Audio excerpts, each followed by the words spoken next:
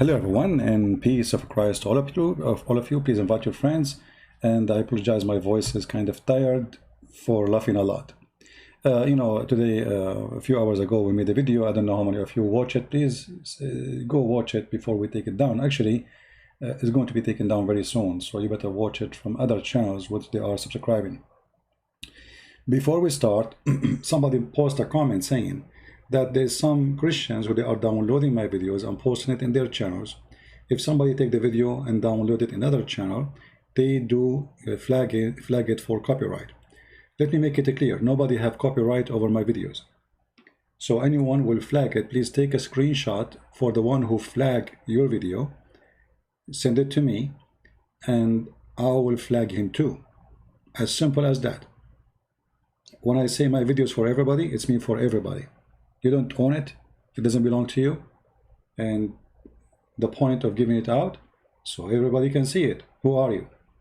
So if anyone you know, he is doing that, flagging Christian videos, claiming copyright over them, give me his name, his account in YouTube, I will flag him, and we will expose him.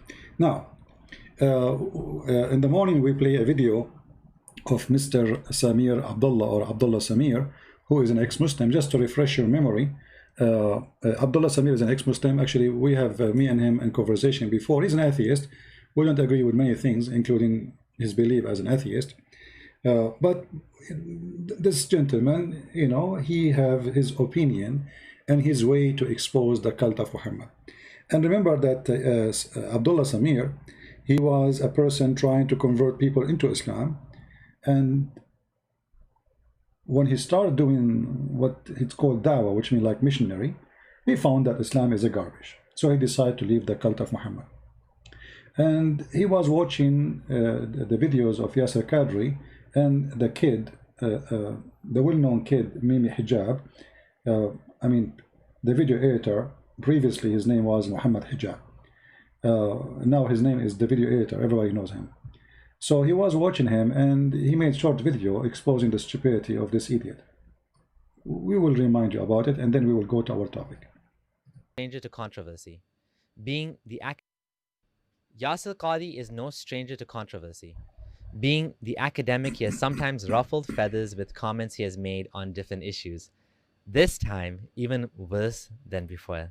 He said something now, again, that shook the ground or pulled the rug below the dawah guy's feet. So much so that Muhammad Hijab took the drastic step of deleting the last 30 minutes of his interview from the point Yasser Qadri started talking about, guess what? Quran preservation. All right, so Yasser Qadri, he have an interview and they edit his video, and he took 30 minutes from his video. At least he took 30 minutes from his video. From my video, he took the whole video off. He took only 2 seconds. Is my voice good, guys? Is the sound of the video is coming good? Somebody say the sound is not good. I think because you are using a gadget is not made by Allah. You know? So let us see here what we will find out. You know, Mimi Hijab is just a kid. And actually, I'm not talking about him. But I'm going to give you an example. If this is a person who Muslims think he can defend Islam, so what Islam is?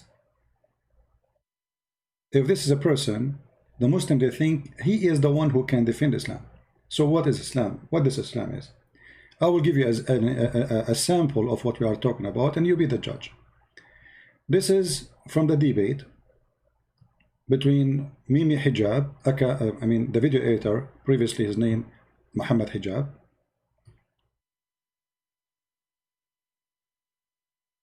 I don't know why he changed his name from Mimi Hijab to the video editor, but I think he earned it. So in this video here, we will see a part of what is called debate. And you will notice when you debate Muslims, you don't really debate. It's just a joke. Listen carefully, laugh, and enjoy. Jesus Christ was no son of God or God, but he was the Messiah. He was a prophet.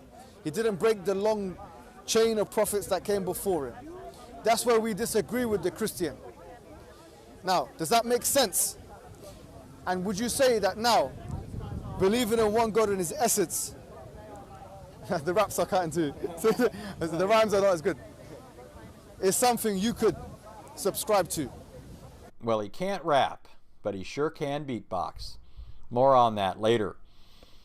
Muslims often accuse Christians of going to an excess in their religion for rendering unto Jesus the worship that's due to God. The impetus for this claim comes from Surah 4:171 of the Quran, which says, O people of the book, commit no excess in your religion, nor say of Allah anything but the truth. Christ Jesus, the Son of Mary, was only a messenger of Allah. The validity of this charge of going to an excess is predicated on the assumption that Jesus is not God incarnate, something that Christians, as the people of the book, confess on the basis of divine authority. Apart from this erroneous assumption, the Quranic argument falls to the ground. Interestingly enough, while this doesn't work as an argument against Christianity, it can easily be turned against Muslims, whose attitude and rank fetishism towards their false prophet goes well beyond that which is due to any creature. Case in point. When Allah's messenger cleared his throat of some secretion, some of his companions would take it on the palm of their hands and rub it on their face and skin. Allahu Akbar, Allahu Akbar, brother. This was the level of love of the companions. This point was recently made by David in his debate with... Wait, hold on. I wanna see this again. I mean, this was the love of the companion. The love of the companion.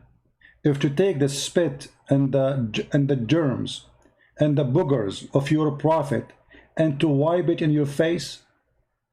And do you see the face of this devil? I mean, we Christians, we worship Jesus as God. Have you ever heard of such a thing? Those people, they say Muhammad is just a prophet.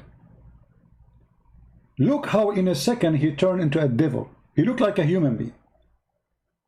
The second we start speaking about spitting, boogers, coming from the mouth and the nose of Muhammad, it's like he's talking about cake. What cake? It's even more lovely. Tell us, brother Sheikh, tell us, please. In point. When Allah's messenger cleared his throat of some secretion,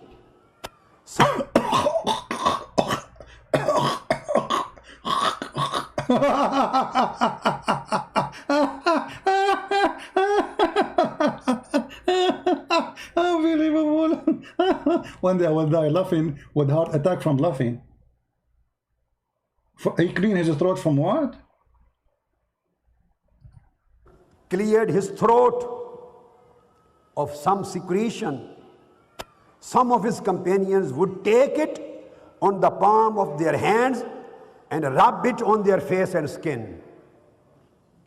This was the level of love of the companions. This point was recently made by David in his debate with Muslim apologist and self-styled academic researcher Muhammad Hijab.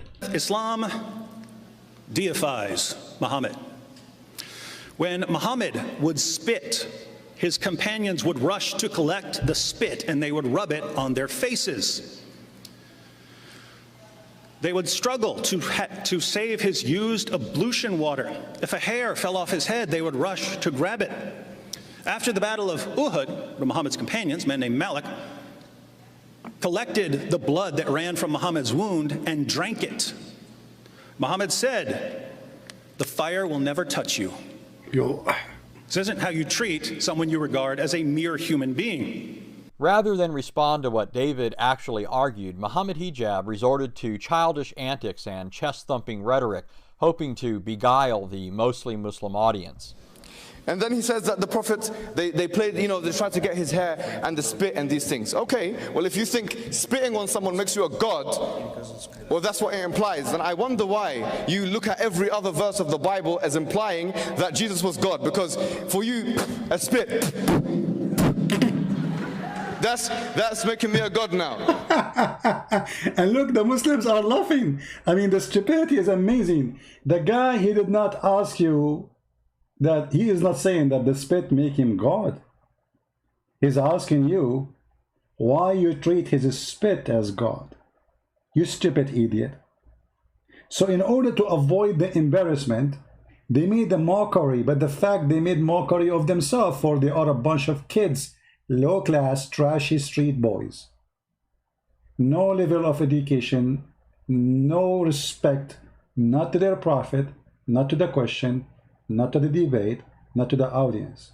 He did not ask you, he did not say the spit make you God, you idiot donkey. Son of a three-night stand. As your prophet said, tataraka ya tataraka, muta.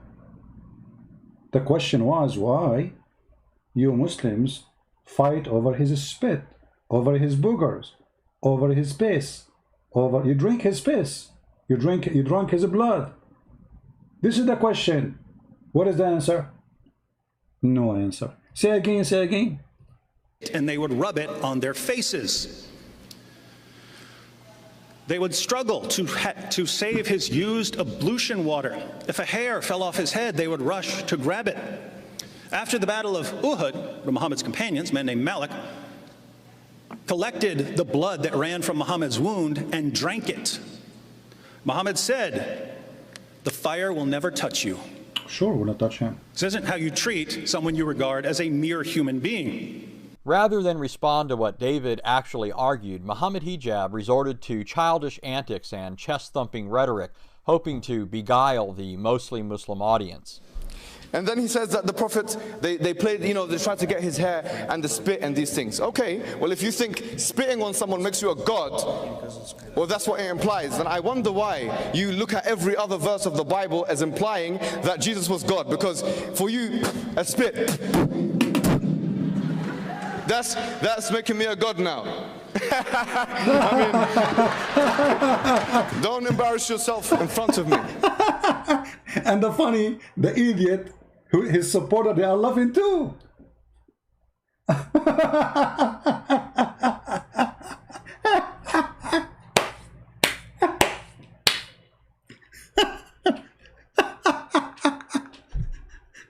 They are laughing. You know, this guy, instead of saying to him, "You idiot, shouldn't you answer the question and the challenge? Where is the answer?" So this is why the Muslim, they thought that this guy, he won the debate with David Wood by doing this. What is the answer? Until now we are waiting for the answer.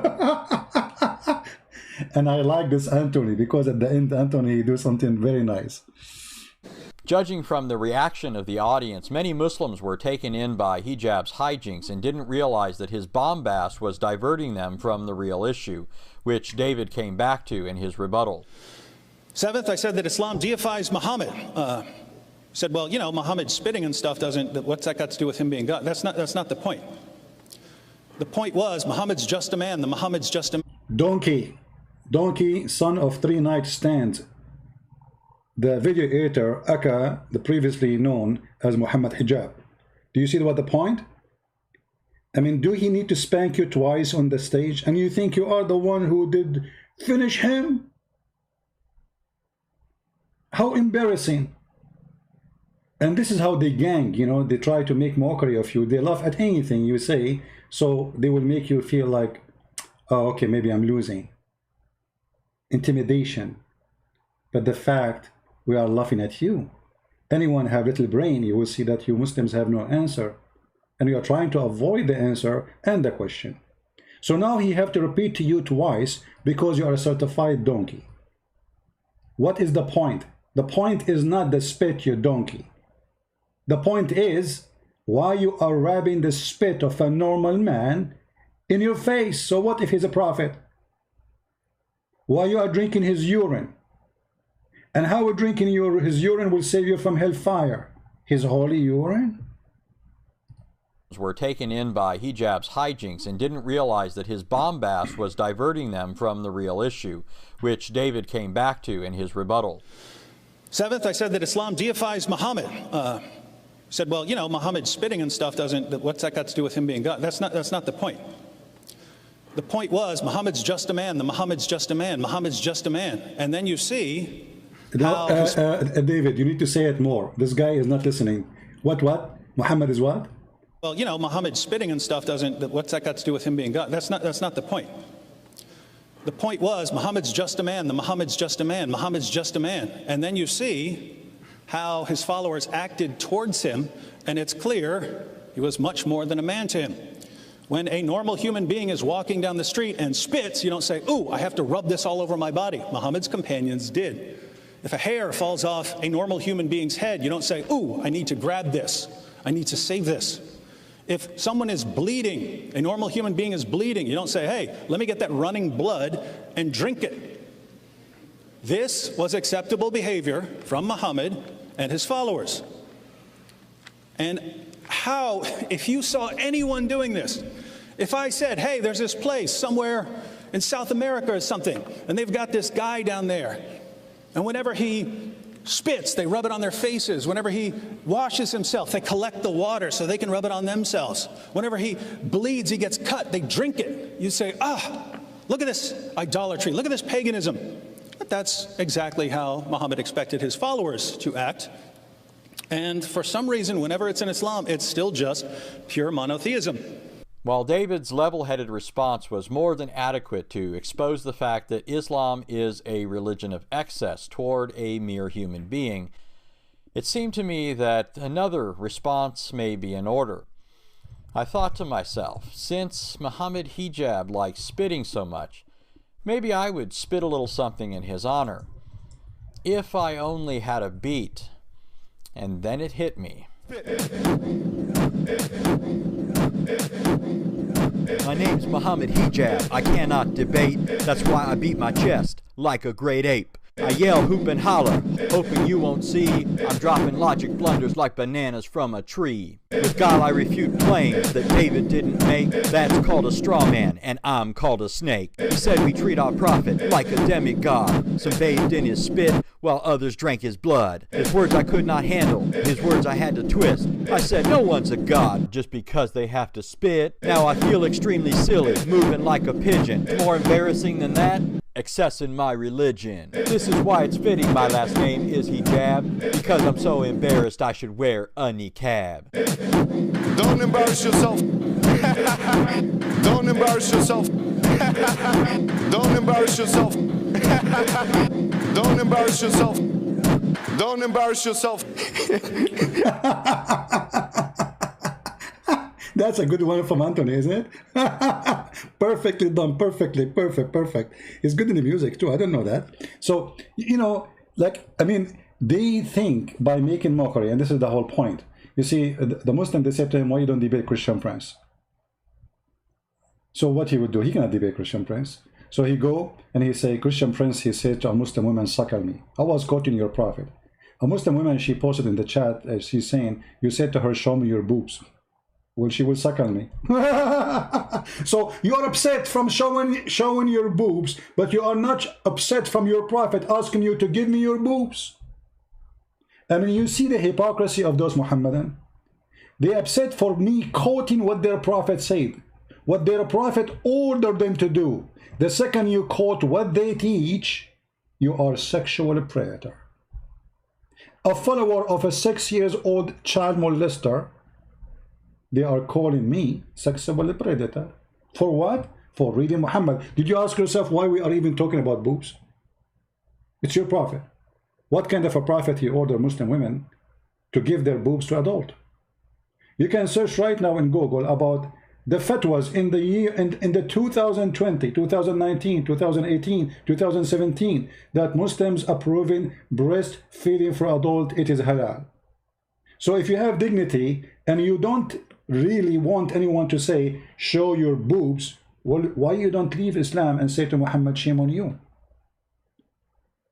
Because how you would do suckling without showing your boobs? It is suckling, suck-ling, not drinking. As a Muslim, they say to you, oh, we drink milk from their boobs. What do you think, their boobs, they have a faucet? Women don't have milk all the time, you idiot. They are not, even goat don't have milk all the time. So you ask them a question, they try to go around it, they try to put you down. They go up, down, side, all the way. The point is never answer. And by doing that, they think they are victorious. And then people, they start reading and watching and comparing, and they will laugh. Maybe you laugh in the moment and you thought that you've been victorious. But here we go. What it's called debate, which is nothing but a mockery. happened more than a year ago, and until now we are enjoying every single moment of it.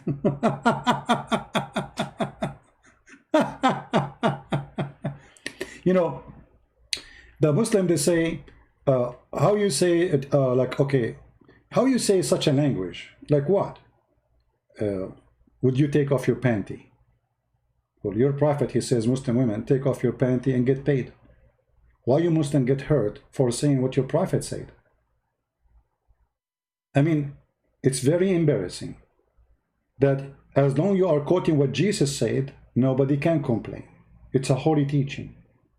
The second you quote what Muhammad the filthy said, the Muslim themselves, they call you names. You cannot quote what Muhammad said. You cannot. If you call or you quote what Muhammad said, then you are a bad person. You tell me, what does that mean? When somebody says to you that you as a Muslim woman, you can go and rent yourself, and the man, he can pay you for renting you. What is that? Renting what exactly? When he paid the money, what will happen? What is next? You will take off your panty. Why you get upset from me saying the language as it is? Why they have no honesty? Isn't it? This is what it's about? Taking off your panty? When you Muslim, you teach in your mosque that the whole point is renting the women private part. Renting it. And not only that, you publish articles and studies, and with no shame you say, well, women, she is doing the practice of Islam, she is renting herself. So why, when we say certain words to you, which is fit perfectly with what you believe in, you accuse us of what you have? So look what they do. They are the one who have it, and we are the one who accuse with it. Why? Because we caught it. How this can be from God? If we ask Mimi Hijab about muta, he was saying to me, did you say to the woman, suckle me? Your prophet says, suckle me. Suckle him. I just said, suckle me. Suckle him. He was talking about me, isn't he? What kind of religion this religion is? They are case sensitive. You cannot tell us what the prophet said, for this will hurt us. You cannot say to a Muslim woman, you are rented. We can say it, you cannot. This is a Muslim website, and they are teaching us about what the Muslim women value in Islam. What her job exactly?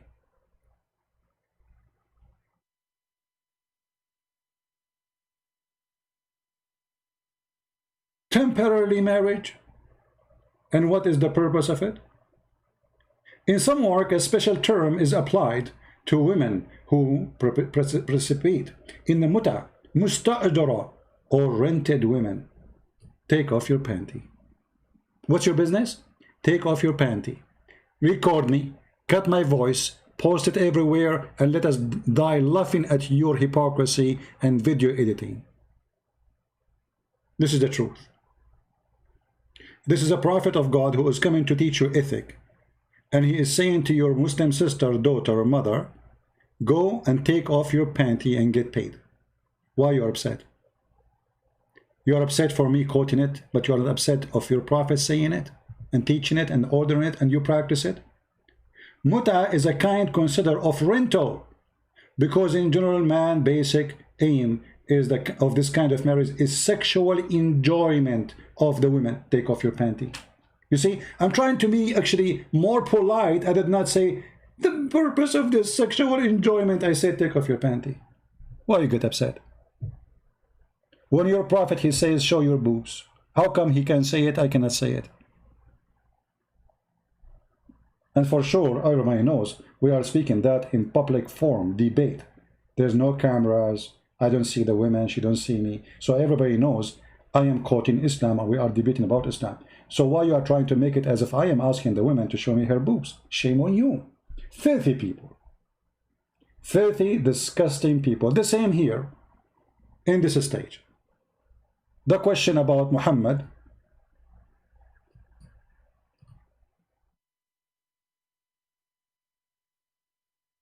and they always divert the topic. And when even their own scholar, he gave them an answer they don't like, they do video editing for him.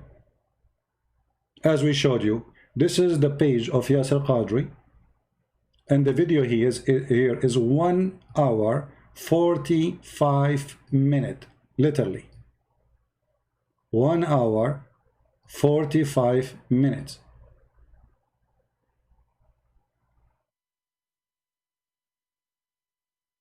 In Mimi Hijab, previously known as Mimi Hijab, today known as the video editor, the video is 1 hour 16 minutes.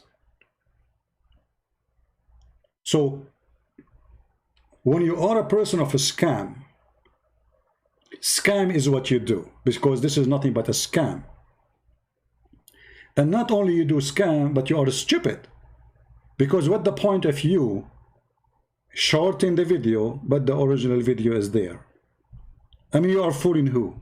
And now everybody is laughing at you, and you lost your name as Mimi Hijab, which is give it to you as a gift from me. Now people, they are calling you the video editor. So now which one you do? I mean, isn't it Mimi Hijab was better?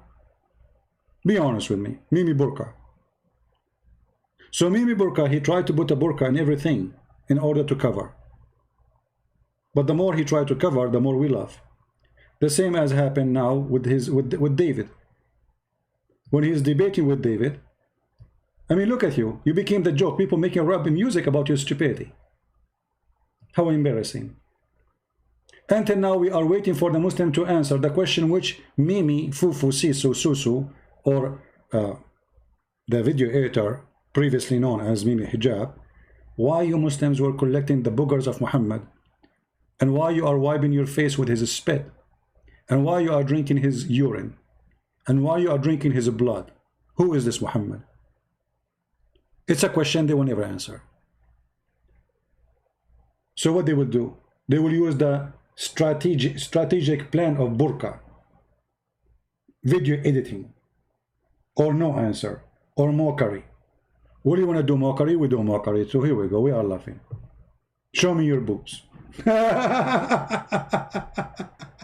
You know, by the way, when Muhammad Hijab, sorry, previously known as Muhammad Hijab, the video editor, when he was doing this, was he showing the boobs? Because this is boobs.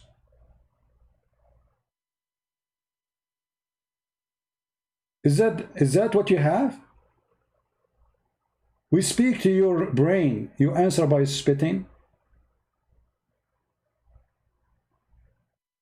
What is that? Or maybe he's showing his panty. This is his panty. So he tried to avoid the answer by redirecting the question to different direction. And actually, I like Anthony, the way he show people, who, especially the naive ones, how silly, how stupid. But you know, there's a difference between me and between Anthony and David. They are very polite. I am not. I'm not polite. I cannot be polite with followers of the devil. Sorry. I cannot be polite with the devil. I cannot. So what here Fifi, Mimi, Sisu said? Let us see. Audience. And then he says that the Prophet, they played, you know, they tried to get his hair and the spit and these things. Okay, well, if you think spitting on someone makes you a god, well, that's what it implies. Then I wonder why you look at every other verse of the Bible as implying that Jesus was God. Because for you, a spit, that's making me a god now. I mean, actually, this laugh alone make me laugh.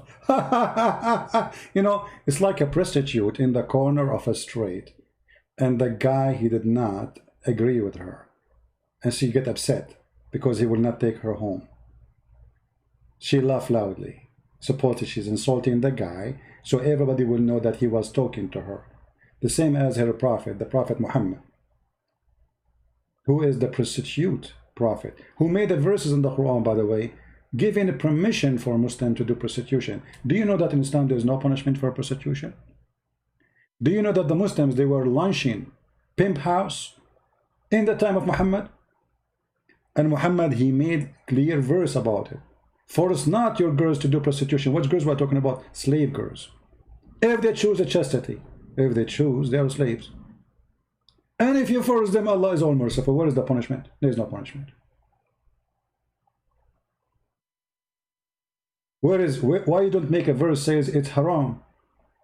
How come Muhammad, he have time to say it's haram to put perfume, but he have no time to say it's haram to do prostitution?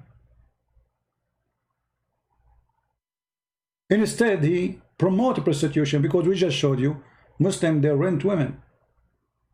Muslim women is rented. And who is the one using the word rented? It's not a Christian prince, because later they will say, see, Christian prince is saying Muslim women rented. It's not me saying that. Read it. This is what? This is their Islamic website, and the ones are explaining is their scholars. Rented women. And what is the definition of rental?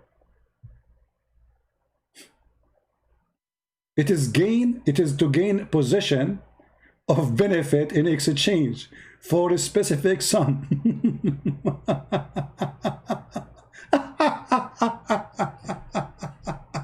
I mean, look how much dignity they have. And now, the question still remains. Mimi could not answer it.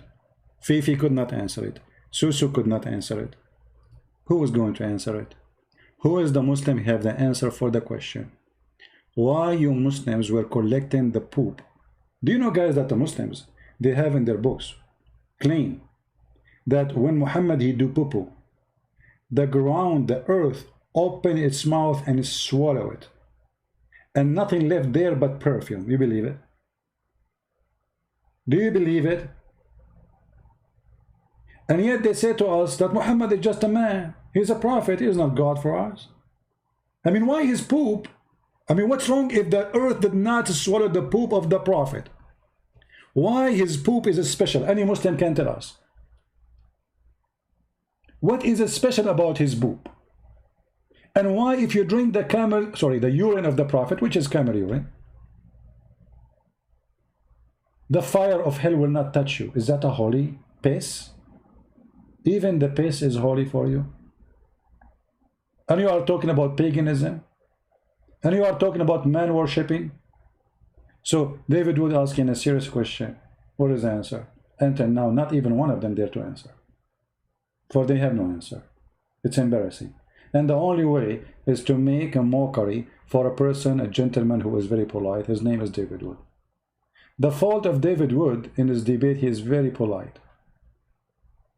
Those people, they don't understand language of polite. Street people. You have to go down to their level. You have to get dirty. This is always happen when you deal with the garbage. You will get dirty. No matter how many uniform you wear, they will make you get dirty. And this is why we deal with dirt every day. You know, sometimes I feel like I am the guy who collect garbage every day from the street, isn't it? The garbage of Muhammad and his teaching. And it's embarrassing, filthy. And they'll say to you, why you speak such a language? I'm reading Islam, my friend. Islam is a bad language. Islam is bad. Muhammad is filthy. Don't you get it? So as long as we are talking about a filthy sex maniac, child molester, sex offender, killer, what the topic will be. A person who go to an infant house, she is a baby, a child, drinking milk, and he say, when she get older, I'm going to have her in my bed. This is Muhammad. A person who force a child, she is 6 years old, to be in his bed. A person who advise his men, why you want to marry a widow? Why you don't marry a little tiny child so she can sport with you? And you can sport with her. This is how sick he is. And by the way, this is exactly what pedophiles are about. They have a special joy with the children. Sport with her. Did I say that? The Muslim now, they will cut the video and they will say, Christian Prince, he said to Muslim women, children, sport with her. I did not say that. I am quoting your prophet. Cowards. And this is the hadith in front of us.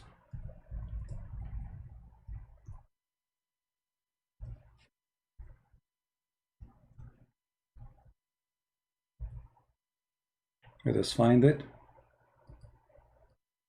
Yeah, because later they will edit the video and they will say, see? Talking about children, huh? See? And they will, see?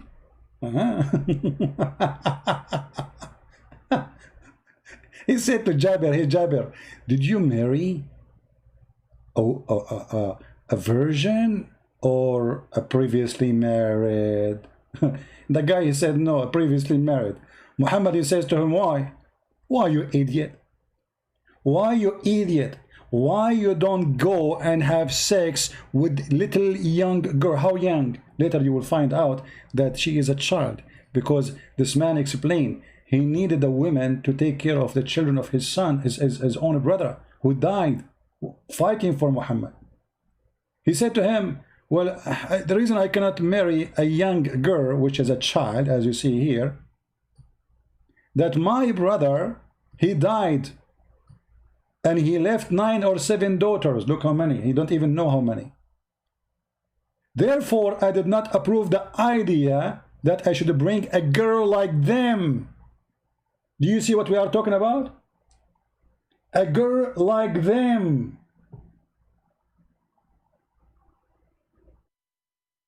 Child molester, sex offender.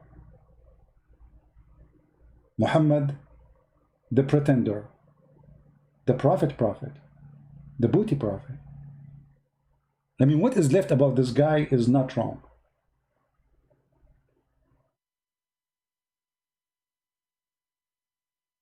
What kind of a man, anyway? He go to a married man, he says to him, why you don't go and marry a little child? What's your business, you're filthy?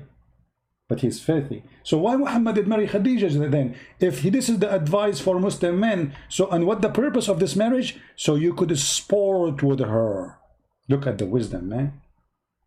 What is the purpose of what they call so-called marriage? Sport. What sport? Pedophile. Sporting with a child, what does that mean? Play. They have a special sexual joy, those pedophiles.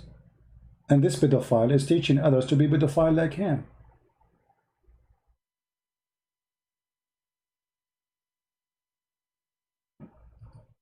I'm not going to keep you long. And this is not the time really we go live on air. But don't forget to subscribe to our channel if you like what we do.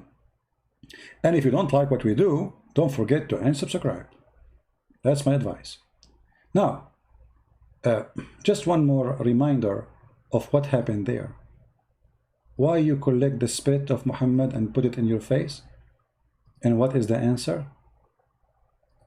Hoping to beguile the mostly Muslim audience. And then he says that the Prophet, they played, you know, they tried to get his hair and the spit and these things. Okay, well, if you think spitting on someone makes you a god, well, that's what it implies. Then I wonder why you look at every other verse of the Bible as implying that Jesus was God. Because for you, a spit, that's making me a god now. I mean, don't embarrass yourself in front of me. Judging from the reaction of the audience, many Muslims were taken in by hijab's hijinks and didn't realize that his bombast was diverting them from the real issue, which David came back to in his rebuttal. Seventh, I said that Islam deifies Muhammad. Said, well, you know, Muhammad spitting and stuff doesn't, what's that got to do with him being God? That's not the point. The point was, Muhammad's just a man, Muhammad's just a man, Muhammad's just a man. And then you see how his followers acted towards him, and it's clear he was much more than a man to him. When a normal human being is walking down the street and spits, you don't say, ooh, I have to rub this all over my body. Muhammad's companions did. If a hair falls off a normal human being's head, you don't say, ooh, I need to grab this. I need to save this. If someone is bleeding, a normal human being is bleeding, you don't say, hey, let me get that running blood and drink it. This was acceptable behavior from Muhammad and his followers. And how, if you saw anyone doing this, if I said, hey, there's this place somewhere in South America or something, and they've got this guy down there, and whenever he spits, they rub it on their faces. Whenever he washes himself, they collect the water so they can rub it on themselves. Whenever he bleeds, he gets cut, they drink it. You say, look at this idolatry, look at this paganism. But that's exactly how Muhammad expected his followers to act. And for some reason, whenever it's in Islam, it's still just pure monotheism. While David's level-headed response was more than adequate to expose the fact that Islam is a religion of excess toward a mere human being, it seemed to me that another response may be in order. I thought to myself, since Muhammad Hijab likes spitting so much, maybe I would spit a little something in his honor. If I only had a beat. And then it hit me. My name's Muhammad Hijab. I cannot debate. That's why I beat my chest like a great ape. I yell, hoop and holler, hoping you won't see. I'm dropping logic blunders like bananas from a tree. With God I refute claims that David didn't make. That's called a straw man, and I'm called a snake. He said we treat our prophet like a demigod. Some bathed in his spit, while others drank his blood. His words I could not handle, his words I had to twist. I said no one's a god just because they have to spit. Now I feel extremely silly, moving like a pigeon. More embarrassing than that? Accessing my religion. This is why it's fitting my last name is Hijab, because I'm so embarrassed I should wear a niqab. Don't embarrass yourself. Don't embarrass yourself. Don't embarrass yourself. Don't embarrass yourself. Don't embarrass yourself. I mean... Anyway, now, we have some comment. The Muslims, by the way, they respond to me in the comment, and I will show you some. There's a guy, he's a Muslim, he called himself Isaiah 42. And the funny Muslims, you see, what do you say your name is Isaiah 42? Can you find me Isaiah 42 in your Quran? Why the book of Isaiah is gone in Islam? I mean, here you see the stupidity of those who try to defend Islam. If you are a person who believe that Isaiah chapter 42 is good chapter and you agree with it, then why we cannot find it in the Quran? Good question. I forgot, Allah did not protect it. Now, here this guy, he said to me, if you want to see the conversation here, he said, if you would listen, this is about Mimi Hijab, the video editor, previously known as Mimi Hijab. He said, Allah he pray for, not to. He said, oh, he did not say that. If you listen to the video, he says, Allah prays not, but for. Here you see the stupidity and the low IQ of those who defend Islam. Because you idiot. What the difference between praise for and praise to? I mean, who is here is suffering from mental illness? Supposedly now you solve it. So Muhammad Hijab, the video editor, he said according to you, Allah prays not to, but for.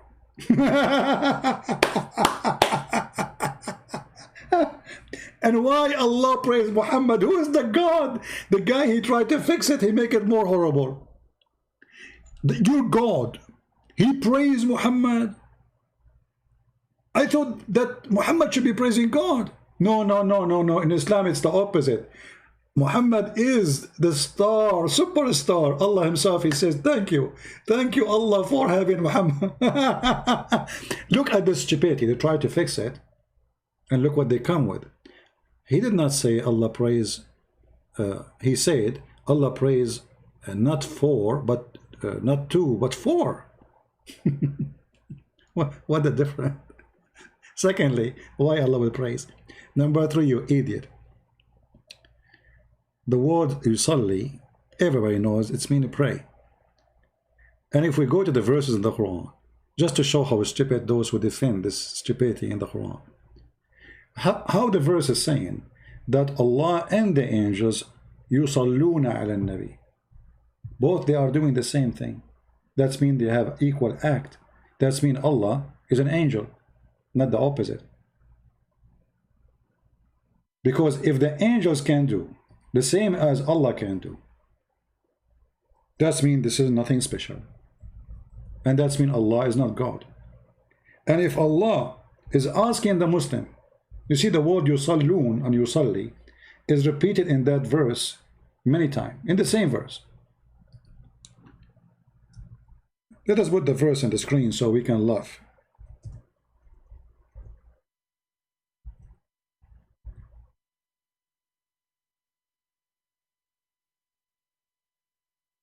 Chapter 33, verse number 56. And this is your Muslim translation trying to fabricate the meaning. But look what happened by the fabrication they do. Allah and his angels send the blessing on the Prophet. Okay. Let us assume that this is true.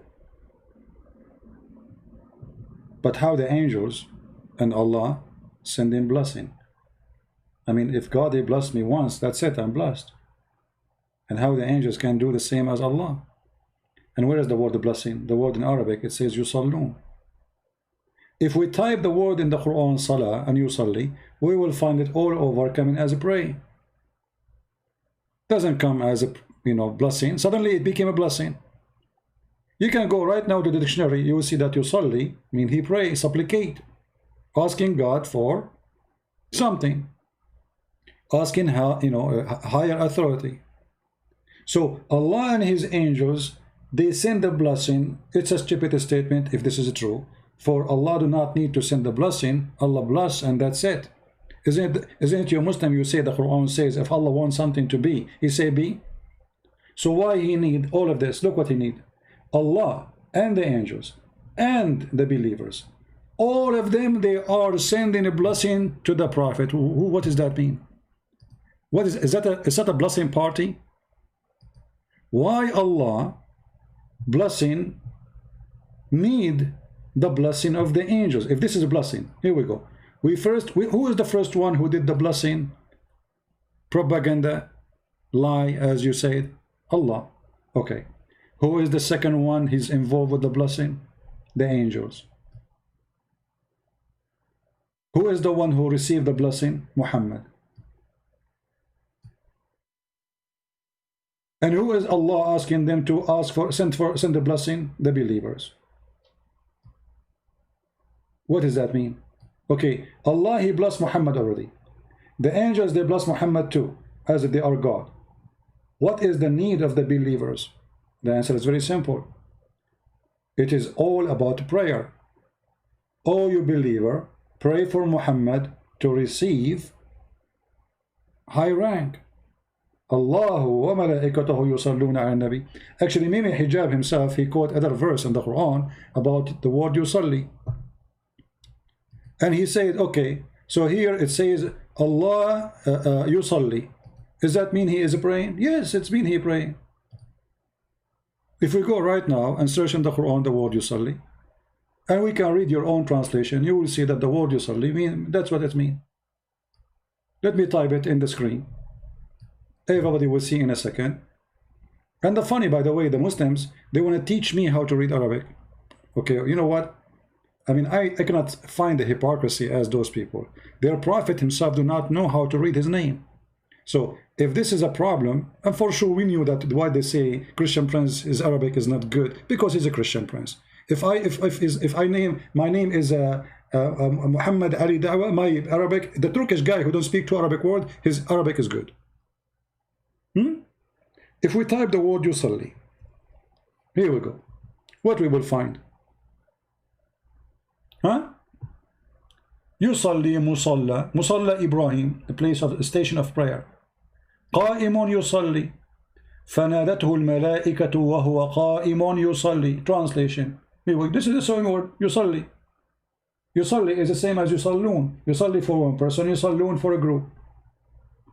Click and translate. Do you see it? He's praying, standing in a prayer. The word yusalli means praying.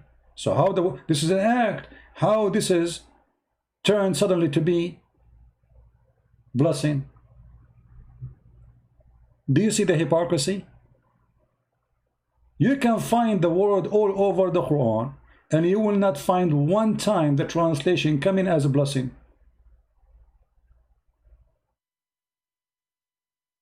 And I changed, by the way, any Muslim can show me a verse in the Quran about Salah, and the word salah is coming as blessing.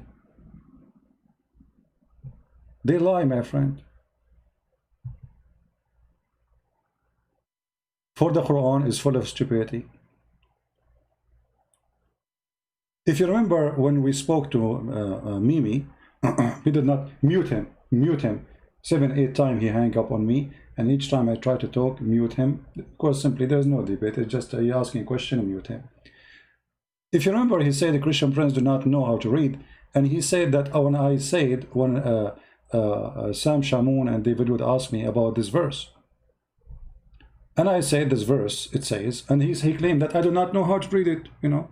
اتخذوا أحبارهم ورهبانهم أربابا من دون الله والمسيح ابن مريم وما أمروا إلا ليعبدوا إلها واحدا. So you can go and listen to what I said in that video, and you can move your mouse over every word here and you can hear it. Do you know that? And you can get them busted. اتخذوا أحبارهم ورهبانهم أربابا من دوني. So you can, very easy, put my video there, see how a Christian prince was reading, and I mean it's hilarious. And not only that, they said that what I said, that the verse saying that they took their monks and their rabbi, or their rabbi and their monks, as gods instead of the Allah and the Messiah, is a lie. It doesn't say that. But look how we can get them busted. Do you know how? When you put your mouse over the words here, it shows you the translation. I don't know if you can see it. Let me zoom in.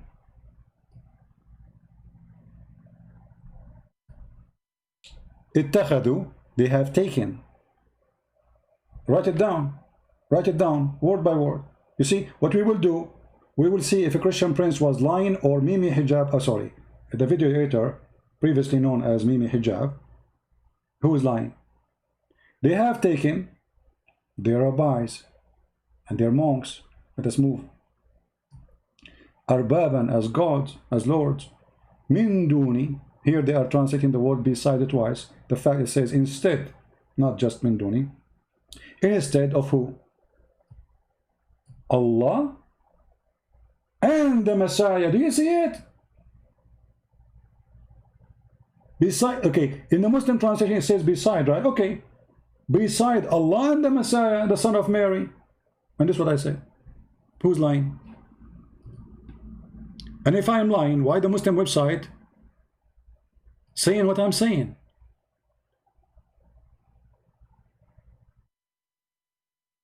Huh? If you read the Muslim translation here, you will notice something very funny. Look at this.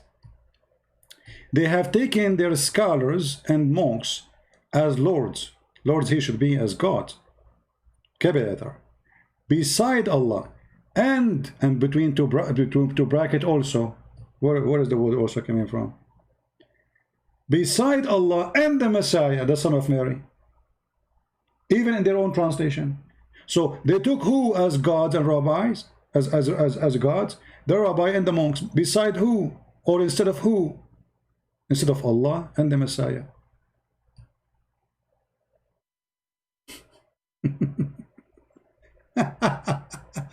So they do, you know, the funny, they were preparing themselves to avoid debate. This is the whole point. Let us do some video editing, play them, and say, did you say that? If he tried to answer, we shut him up, we mute him. And then we got a lot of time to laugh and see how much they are terrified and scared. Did you ask yourself why those people, they want to debate him? I mean, okay, the guy, he called you in Skype, debate him, let us see. You can ask him about those questions, but let us have a normal debate. No, they will not. And the funny, they say that Christian Prince, he hang up on Muslim. I did not even talk there. They muted me every 2 seconds, for they are terrified. And not only that, they put the speakers for my voice far away from the microphone so nobody can hear my answer.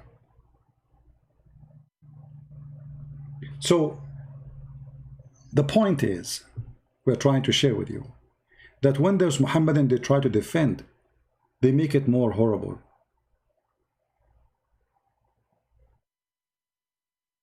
Allah praised Muhammad that make it more horrible, as this idiot here he said. Allah, he was praising Muhammad. He praised 2, not 4. He praised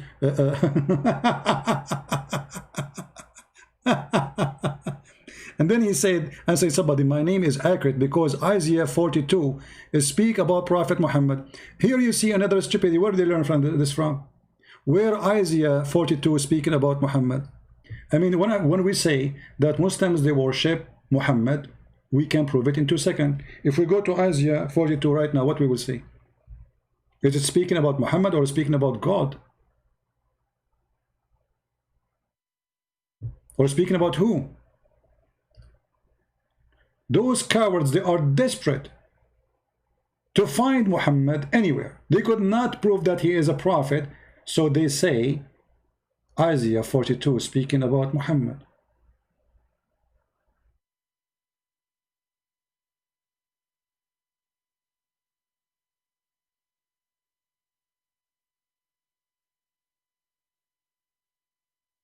You idiot, go to Isaiah 42 and let us see together where is Muhammad there.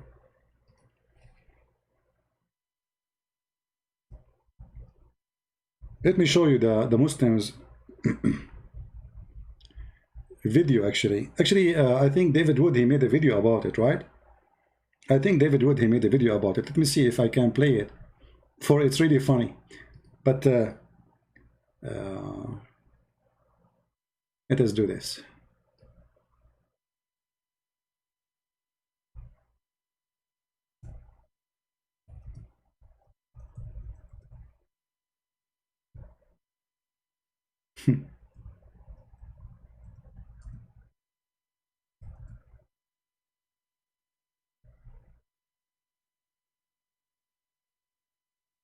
You will die laughing at this madness.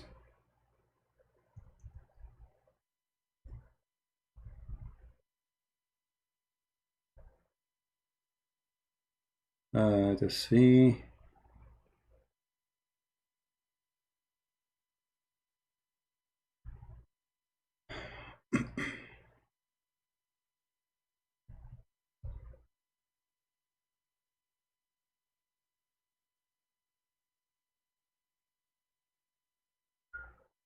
Actually, I made a video about it a long time ago too, before even David. But the video David he did, it was let us say more funny. But I'm trying to find it.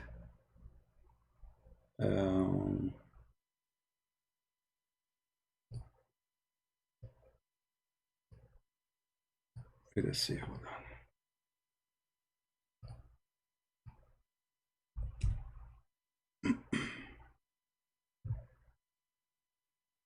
As we say always, stupidity is amazing. Give me a second.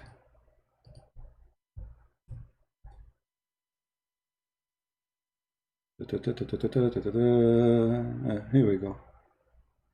Yeah, this is the video. Merciful Servant boasts about being the world's largest Muslim channel. The channel does 2 things exceptionally well. 1, it convinces Muslims to mass flag videos that criticize Muhammad and the Quran.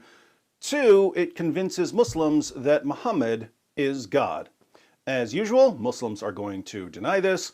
Also, as usual, I'm going to prove conclusively that I'm right. Here goes. Merciful Servant posted a video titled Prophet Muhammad, SAW, this stands for Sallallahu Alaihi Wasallam, a phrase usually translated as peace be upon him, but which actually means Allah's prayers be upon him and peace. Prophet Muhammad in the Bible, truth, uncove. Sadly, uncove is not a word. This video is meant to show that the Bible, the book that Muslims tell us has been thoroughly corrupted, contains a prophecy about Muhammad. And we're supposed to take this prophecy seriously, even though the Bible's been corrupted. Consistency at its finest. The prophecy that supposedly proves that Muhammad is a true prophet is found in chapter 42 of the book of the prophet Isaiah. The narrator of the video tells us that this is a prophecy about a very special person. Watch. God starts the chapter by drawing our attention to a very special person that he will send.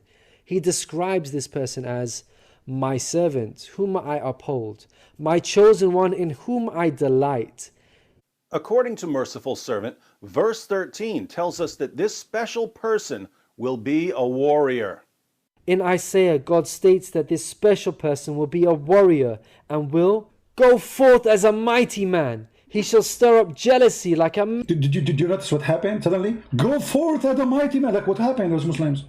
It's like you have a gas suddenly, you know, like it's like there's something wrong in the engine. There's some kind of dirt, and suddenly the piston open. So you push the gas, and the car is not moving. And suddenly the guy goes, what happened? And go forth. What happened? What happened? Say it again. Warrior and will go forth as a mighty man. He shall stir up jealousy like a man of war. He shall cry, yea, roar. He shall prevail against his enemies. Merciful Servant then tells his viewers that verse 13 is clearly a prophecy about Muhammad and not about Jesus.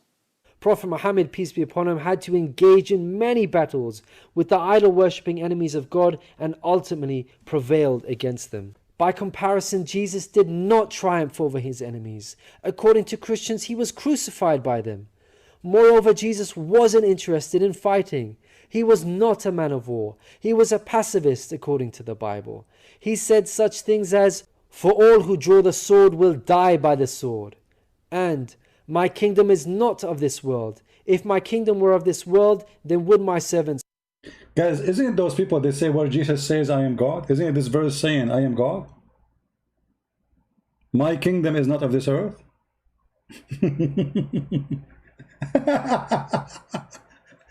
Muslims, Jesus is not from this earth. You are saying to us, where is Jesus, I am God? He is saying, my kingdom is not in this earth.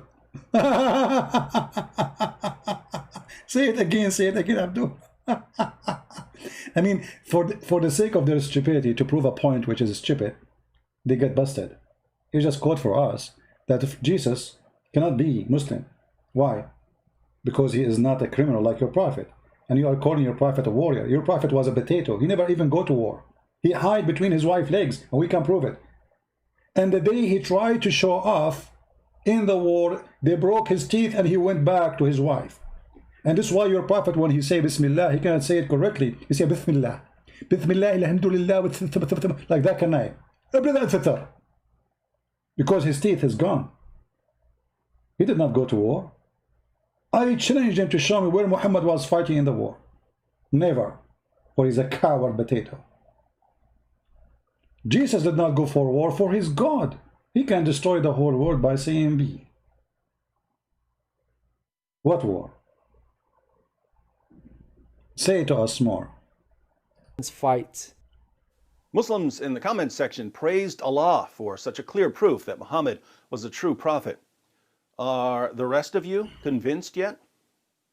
You know, when someone's making an argument about something that could affect your entire life and your eternal destiny, it's always a good idea to carefully examine the argument. And when it's a Muslim apologist making the argument, you really, really need to take a closer look, because some of these guys will do just about anything to convince you that Muhammad was a prophet. Notice something peculiar about this graphic of Isaiah 42:13. According to Merciful Servant, the verse is about the special person who would be a warrior for God. But the subject has been removed and replaced with an ellipsis, the ... You use... So what? This is not corruption. You can take chapters in Islam. We cannot... So what? They leave it? What's wrong with you? So he just put the 3 dots there. Because he don't want you to read the verses before it. Hello? This is not corruption, brother. Okay, why you take the verses before it? What happened? Even the same verse, why you cut it? They do all the time this, even to the Quran. Even to the Quran. So when a Muslim, he put the 3 dots. By the way, Muhammadan, what's wrong with you? Why you put the 3 dots? Are you Trinitarian? What stupid are you? I thought you're against the Trinity. So what this 3 dot is about? What do you make it for? Even here 3 dot, you idiot. Like, hello? You're a prophet, he say Allahu Akbar 3 times. He shake hands 3 times. He say Assalamu alaikum 3 times. He shake his private part 3 times. He clean his bum 3 times. He blow his nose 3 times. You know, I mean, even if he say Assalamu alaikum, he say Assalamu alaikum. Wa alaikum salam. Assalamu alaikum. What an idiot. 3 times you have to repeat. Imagine, guys, you enter a place and you say to people, Shalom to you. They say Shalom. Then you say Shalom to you. They say Shalom. They say Shalom. What's wrong with you? That's Muhammad. And now the Muhammadan, they are carrying the career of the video editor. They are video editing. They are Bible editing. They edit anything. And the funny, they accuse us of corruption when they are the people of corruption. Why you cut off the verses? For you are a fraud like your prophet. Continue, brother David. Use an ellipsis when you intentionally omit some content. Normally, you omit this content because it's irrelevant to the point you're making. But you should never use an ellipsis to completely change the meaning of the text. If Merciful Servant is being truthful with his viewers, then when we go to the actual verse to see what's been removed, we're going to find that the subject is this special person who will somehow turn out to be Muhammad. However, if the subject of the verse is someone else entirely, and Merciful Servant deliberately removed the name in order to completely distort the meaning of the text, we can only conclude that he's attempting to deceive his viewers because he knows that they won't bother to fact-check anything he's saying. As usual. Let's see what the verse actually says. I'll use the same translation that Merciful Servant uses. Isaiah 42:13. The Lord shall go forth as a mighty man. You donkey. The one you said to me, Isaiah, is about Muhammad. The Lord shall go forth as a mighty man. Actually, this is destroy all of Islam. Because you're Muslim, you say God cannot come as a man.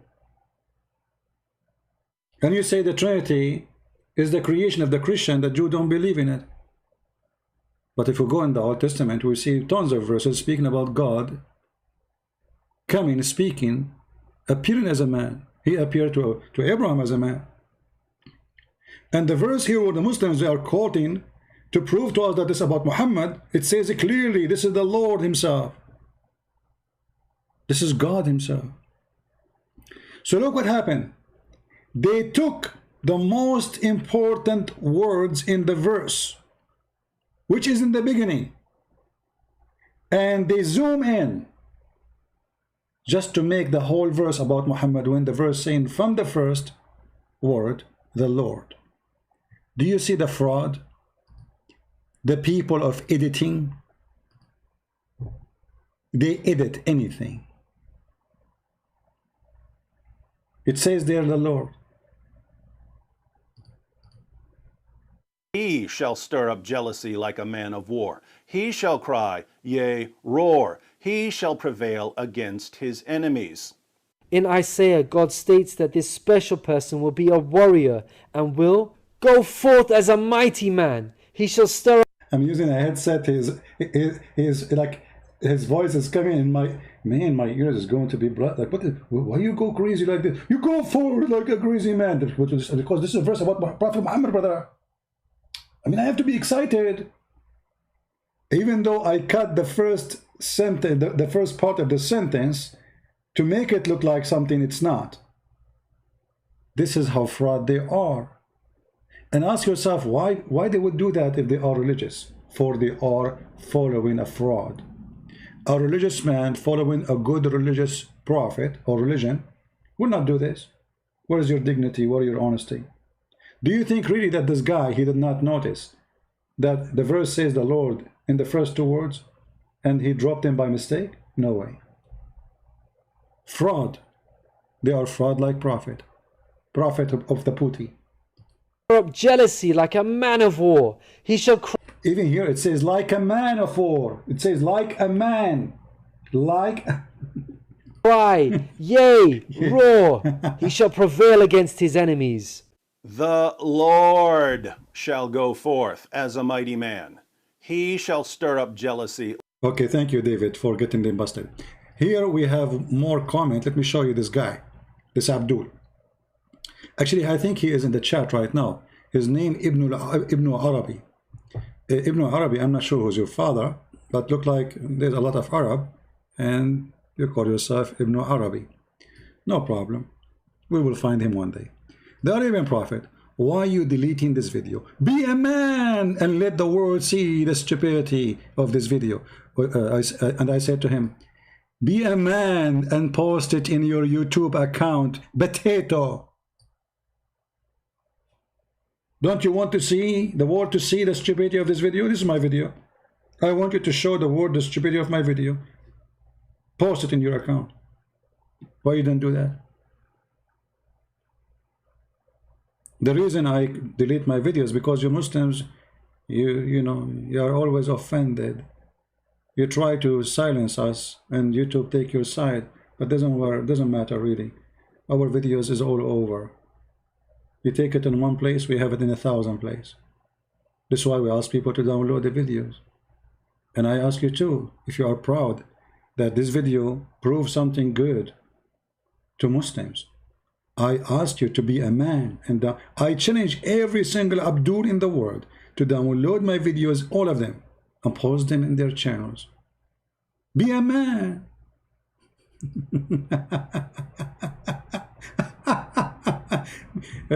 You know, by the way, why you say to me, be a man? I mean, you Muslims are very funny. Be a man. What does that mean exactly? Your prophet never was a man. Your prophet, he never had a job.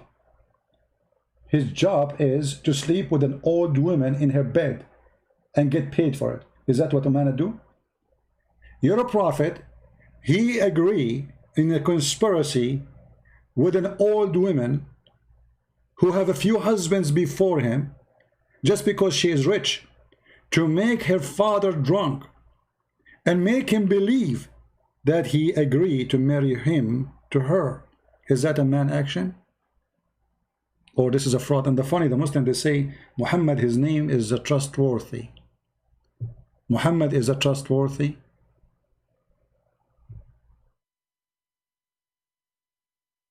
Muhammad is the trustworthy, making the father of the women who want to marry from get drunk. Isn't it drinking is haram? What kind of a prophet he used the tool of the devil? According to you Muslims, this is the devil. I forgot the Quran says that Allah, the alcohol and being a drunk is a miracle from Allah. Do you know that, guys? Do you know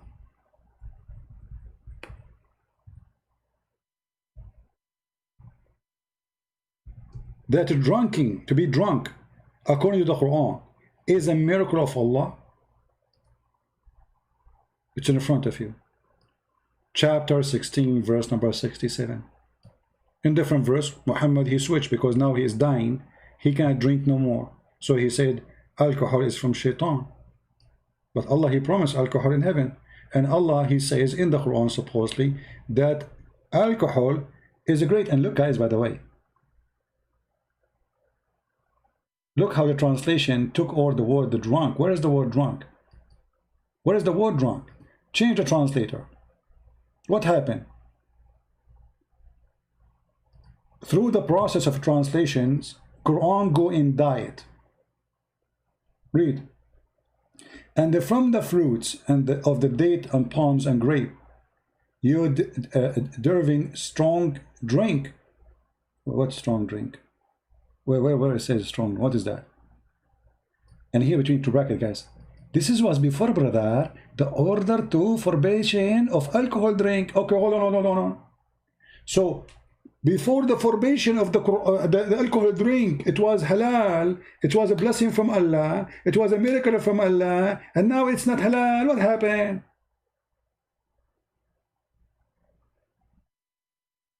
Do you see it? They changed the translation. It says being a drunk. تَتَّخِذُونَ مِنْهُ سَكَرًا وَرِزْقًا حَسَنًا. Sakaran, you liars. To be drunk.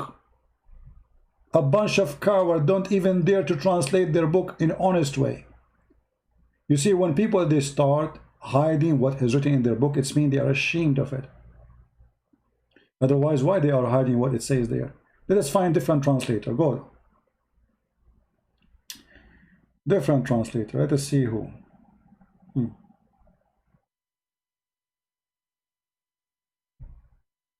And from the fruits of the palm and veins, you take therefrom intoxicant. Really? Well, how come this word does not appear in the other translation, Muslims? What happened here? Where this word is coming from? Do you think this is happened by mistake? Saqata sahwan? Mima mama? Nima mama? Nima, you wanna call me? Okay, Nima, I'm going to open just for you. Guys, we have a person, his name is Nima, and Nima look like he's excited. Shall we take him? What do you think? Shall we take him? Give me one or no?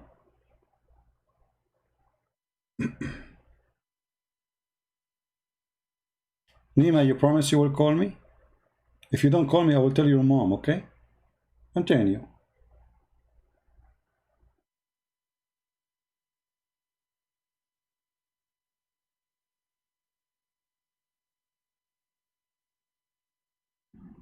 Then I will make you read the verse in front of us right away. Okay, Nima. Nima, I am on Skype. Are you going to call me, Nima? Text me, text me.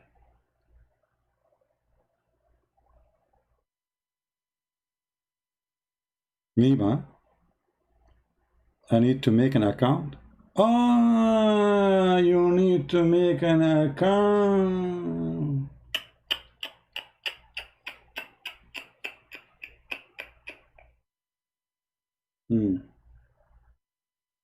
Look, hold on. We have somebody here says you want to debate. Hold on, let's see. Maybe we got a fish. What happened? Where is the name gone? It's gone. See, because the in my Skype I have like thousands of names and they pop up like crazy. Where is the guy who said you want to debate? I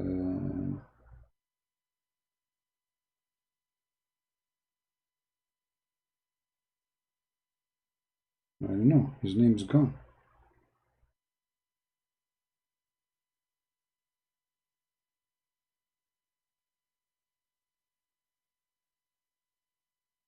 Maybe this one, let's see.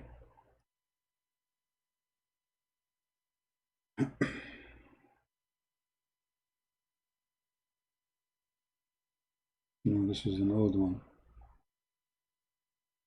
So you made me come here online for nothing? Shame on you.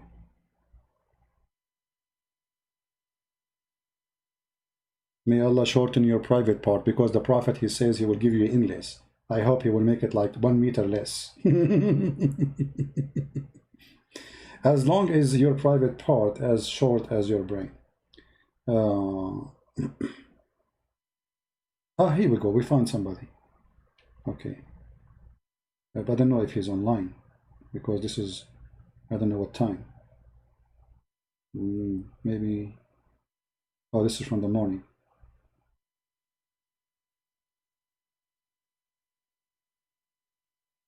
Do we have any Muslim would like to say something?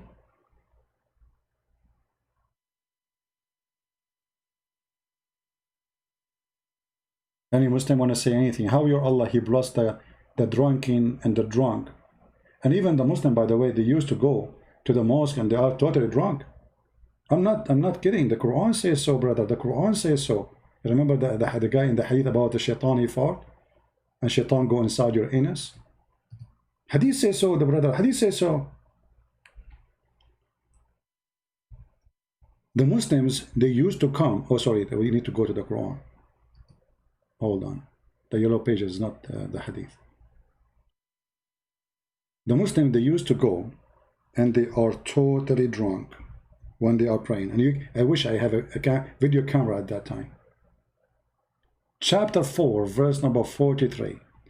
Muhammad was praising being drunk, as we showed you in the previous verse. chapter 16, verse number 67, claiming that being drunk is a sign from Allah, which is true, by the way. I mean, who's going to make you drunk unless this is Allah? Explain to me how you drink this something and you go crazy. Obviously, it's Allah's sign. Hello. Muhammad could not take miracle, but he claimed now that the beer and black label is a miracle from Allah. In this verse, you will see that the Muslims are praying and they are totally drunk. Do you see it? Do you see it? Oh, who you believe, approach not the prayer when you are drunk. Bismillahirrahmanirrahim. Alhamdulillah Rabbil Alameen. This is what the Muslims was. And why Muhammad, he said to them, don't drink no more. Or he didn't say actually don't drink. He said don't go to pray when you are drunk. Because the Arabs, they start laughing at this religion. A prophet and he have a bunch of drunken people falling apart during the prayer. All of them, they are drunk. The prophet is drunk. The followers are drunk. Allah is drunk. And Muhammad make a verse saying that being drunk is a blessing from Allah and it's a sign. And the verse in front of you. Claiming even you can make good provision from it, good money, good income, halal. So how here it was a provision of fair, surely sign, surely sign, surely this is sign from Allah. Being a drunk is a sign from Allah. So you make people understand. So if we see somebody is a drunk, now we will understand that this is a sign from Allah. Are you there, Ibn al-Arabi? Are you in the bushes? Ibn al-Arabi, he says to me, be a man and keep the video. I said to him, be a man and download it and post it in your account, you coward. No, I don't keep videos on my channel. So people will download it. Be a man and download my videos. I cannot say to you, be a man. I mean, if you become a man, nobody will marry you. Hello? Look at those Muslims who live in the West. I cannot say to them, be a man, to any one of them. The Quran says in chapter 5, verse 51, take not Christian and Jews as your friends. Be a man and don't pay tax. Be a man and don't take the citizenship. Be a man and don't obey obedience to their law. We cannot do that. You are a potato. You are not a man. The Quran says that the one who take them as a friend, he is one of them. You are not even a Muslim. You are a potato. You compromise your religion just to get little money in your pocket and some food, and yet you claim that you believe in Allah and the land of the kuffar is dirty, filthy, but you die. You get desperate. You cross the sea. You cross the shoes. You die in the ocean to cross the borders just to be in the land of the kuffar. Why the Quran says to you, oh, who believe, take not the Christian and the Jews as a friends. They are friends to each other. Who makes them as a friend? He's one of them. You are one of us. You will never be one of us. You are a potato. We don't do taqiyya. How you can be one of us? You don't. You know. Did you hear Yasser Qadi saying to Mimi Hijab? Sorry, previously known as Mimi Hijab, the video editor, previously known as Mimi Hijab. Did he say to the video editor that I don't want to do tawriya? Do you know what tawriya mean? Hiding stuff. Now we don't know how this stuff. This is what the Muslims do, like taqiyya. You know, it's different definition. We don't want to do hide stuff now. You know, don't go there. You know, what translation is given nearly an accurate translation to the Quran? I don't see any translation. You can get translation of Osama Dakdo.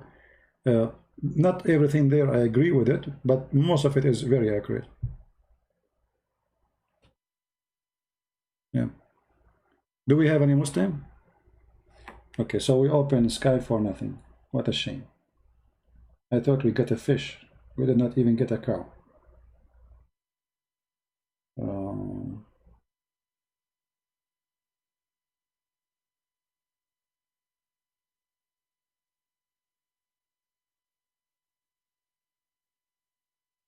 All right. Okay, guys. I think Brother David and Sam Shamoun, they will be live on air soon. Is that right, guys? Are they going to be live soon?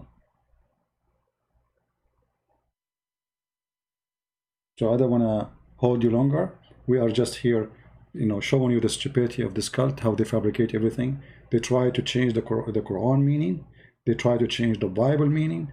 They try to escape answering any question, and the purpose is one, is deception. But before we go, I want to remind you of this nice song, which really I like it. You know, I wish I can add it to the Quran, because it sounds like Quran for me. I don't know, I mean, for me it sounds like Quran, to be honest with you. Just to remind you of it before you go. The fact that Islam is a religion of excess toward a mere human being, it seemed to me that another response may be in order. I thought to myself, since Muhammad Hijab likes spitting so much, maybe I would spit a little something in his honor. If I only had a beat. And then it hit me. My name's Muhammad Hijab. I cannot debate. That's why I beat my chest like a great ape. I yell, hoop and holler, hoping you won't see. I'm dropping logic blunders like bananas from a tree. With God I refute claims that David didn't make. That's called a straw man, and I'm called a snake. He said we treat our prophet like a demigod. Some bathed in his spit, while others drank his blood. His words I could not handle, his words I had to twist. I said no one's a god just because they have to spit. Now I feel extremely silly, moving like a pigeon. More embarrassing than that? Excess in my religion. This is why it's fitting my last name is Hijab, because I'm so embarrassed I should wear a niqab. Don't embarrass yourself. Don't embarrass yourself. Don't embarrass yourself. Don't embarrass yourself. Don't embarrass yourself. Ha ha ha ha ha. The chapter of the spit. Brothers and sisters, the chapter of the spit is better a little bit. And Allah in the Quran, He says, if we cause you to forget about spitting, we will give you a better spit. Or similar spit. What a bunch of idiots. So they are not going live on air. I thought they are going live on air, no? Oh, okay. I don't know, maybe I'm mistaken. So anyone have a question for me? Why you are scared to call? Nima, you see, people, they say to me, why you say some words which you should not say? I mean, you guys, you tell me, should I say to him, get lost? I have to say so. Get lost. I opened Skype for you, you coward, and you said I need to make an account, and you never call me, and we are laughing. And now you are saying, coward, son of Muta. Go and do 3 night stands as the Prophet, he told you. Rented women. Go rent, go. Call the renting office of Allah. By the way, do you know that in Iran, they have renting office for Muta? Sheikhs, they have, this is big business in Iran. Actually, there's a documentary, I'm not joking with you, on the BBC. A documentary made by a journalist, she's from Iran. She went to Iran and she she recorded her documentary secretly. And she showed how the business of Muta run. You can, I don't know what the name of the documentary, but you can search it. How women in Iran, especially poor women, you know, it's prostitution, but it's legal. It's legal prostitution. You go to the sheikh, you need money. You go to the sheikh, you say, I want to offer myself if you have a customer. The sheikh, he offer you, other guy, he come to him. He says, do you know have a woman, she want to do muta? The sheikh, he take commission, and he rent you the women.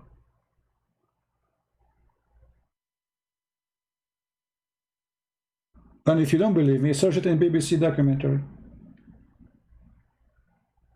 I don't remember the name of the video, so I can give you the name, but I think it's very well known. A lot of people saw it already. And you know, the funny, they speak too much about like dignity, ethic. When you hear them, you believe them. So why Islamic countries are very corrupt? I mean, the police is, guys, in the Middle East, you can kill a man and get out of jail after 10 minutes if you have money. Literally.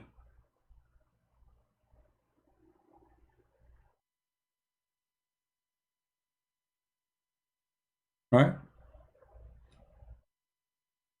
This is the truth.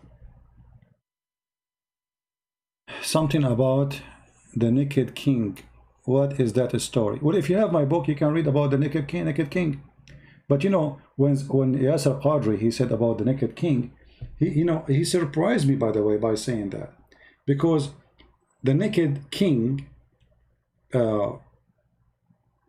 is about a stupid king who sent his soldiers to find the best tailor, and he ordered the tailor. They told the tailor, you have to make a dress to the king which nobody's seen like ever, and if you don't make it, he will chop your head. So the tailor, he didn't know what to do. I mean, what if you don't like it? So he told the king, I am going to make a dress no one have ever liked it before. Fool and people who hate you, they cannot see it. Who? The fool. If somebody is a fool, stupid, or somebody is hypocrite, liar, he cannot see it. The king, he said, okay, sound great. So they gave him 6 months to make the, let us say, to make the dress. When the 6 months is over, they told him, bring the dress. But well, there is no such a dress. So he came to the king, and he had nothing with him, but he acted as he is holding, carrying a dress. The king looked at his hand, he saw nothing. But he did not dare to say, there's no dress, because he told him, if somebody is a fool, he will not see it. So now if he say this is I don't see it, then the whole nation will know that the king is a fool and he's a liar. So the king, he did not say, I did not see the dress. The tailor, he told him, take off your clothes. And he acted as if he's dressing him up. And then the king, he have to go out to see his nation, the people. He want to make a speech. He go out and he is naked.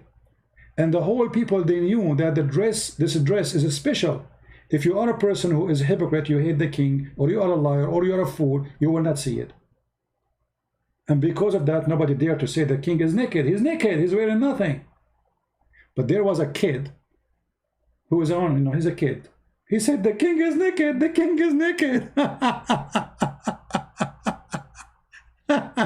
And the funny that Yasser Qadri, he compared his prophet story with this story, which means he is saying that his prophet is the naked king fool.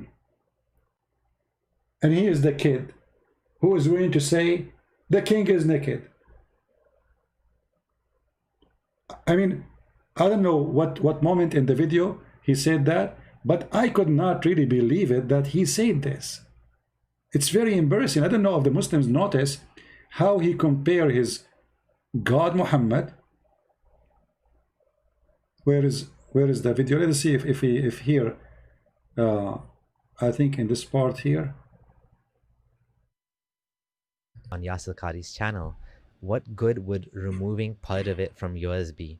Do you really think that'll work? But I know what hijab will say. We did this because we didn't want to confuse the masses. Muslims don't need to know about Quran preservation. It'll hurt their iman and cause more doubt. Like Yasser Qadri said, it's not wise to discuss these issues in public. Better we keep it behind closed doors.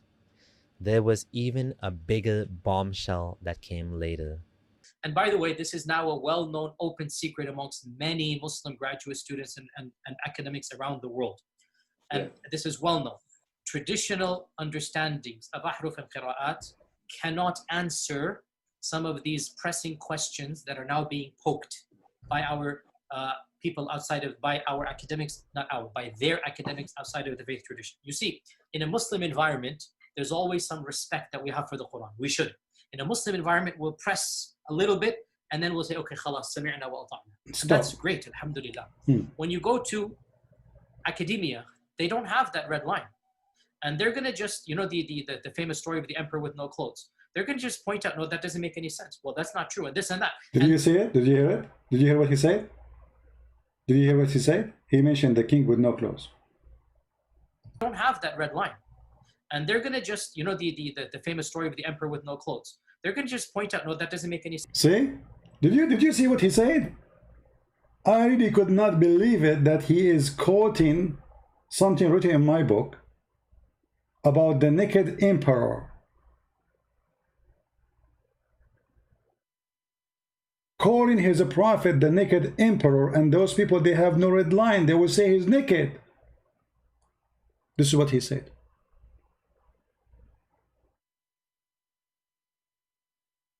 You know what I believe what will happen next, that this guy, they will put a lot of pressure on him. You know, the gang of Islam is big, and he being famous for Muslims would not help him, because he went against something. They don't want this, so they will put a lot of pressure on him. So he have one of two choices: either he have to apologize like a potato, say I am wrong, or he goes stubborn, and then he will lose a lot.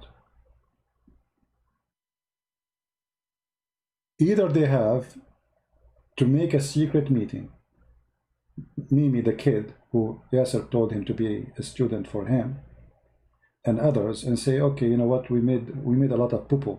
Can we fix it? Let us make another interview and say something different. And I think this will happen, maybe, mostly, unless Yasser Qadri is man enough to stand for what he spoke of. Otherwise, I think mostly they will put a lot of pressure. Already there's a lot of pressure on him. A lot of Muslims angry of him. If you search right now how many people they are making videos against him, you will not believe it. From the Muslims.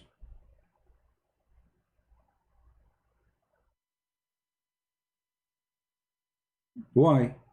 Because he said what they don't want him to say.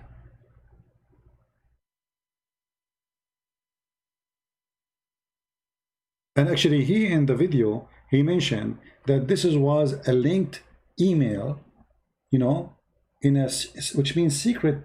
You know, we are exchanging information secretly. Somebody he linked those information.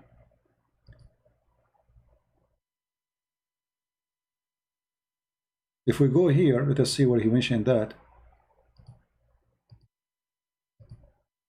I don't know if it's in the beginning.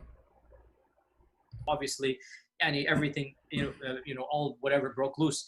But again, this was not something I brought up in public, and I would never bring it up in public. And I don't think it is wise to bring it up in public. Every single student of knowledge knows, who studies Ulum al-Quran, that the most difficult topics are ahruf al-qira'at. Yeah, but how this became in public? He sent emails to the Muslims, and one of the Muslims, he leaked the email to public. So everybody will see that Yasser Qadri is teaching that Quran is a fraud. Hafs and Asim and so on, Munazzil, meaning revelation from. It was in the beginning? Well, isn't it, this is the beginning here? Hold on, let's see. I think this is the beginning. From Allah. Here is what Yasser Qadri said. So one of the brothers, he did something, again, unethical. He was expelled from the list, and the list was basically banned because of that, stopped because of that. He couldn't refute to my argument, so he sent it to one of your madkhalis in England. And so then, of course, this madkhali gave it to the other one, and so obviously, everything, all whatever broke loose. But again, this was not something I brought up in public, and I would never bring it up in public. He will never bring it up in public, and for sure they will blame the Jews for this. But anyway, if you remember, guys, before, the Muslims always, they betray each other, and in outside they show unity, but behind doors they threaten each other to kill each other. If you remember the email, let me see if I can find it. I thought David Wood and Sam Shamoun will come live, but as long they are not, let us see if we can find it.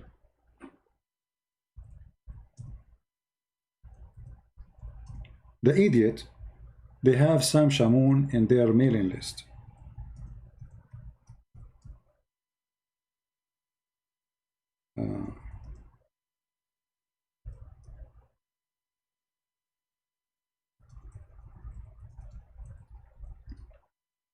And they were sending the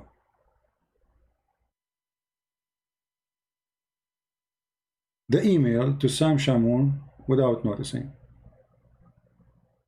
Or maybe they know that, I don't know. Let me see if I can find it. You will die laughing when you read it.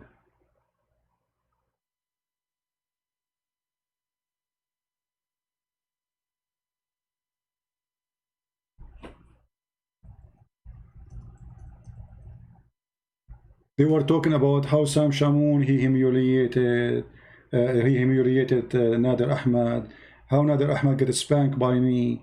But in public, they don't say that. They say the opposite. Let's see.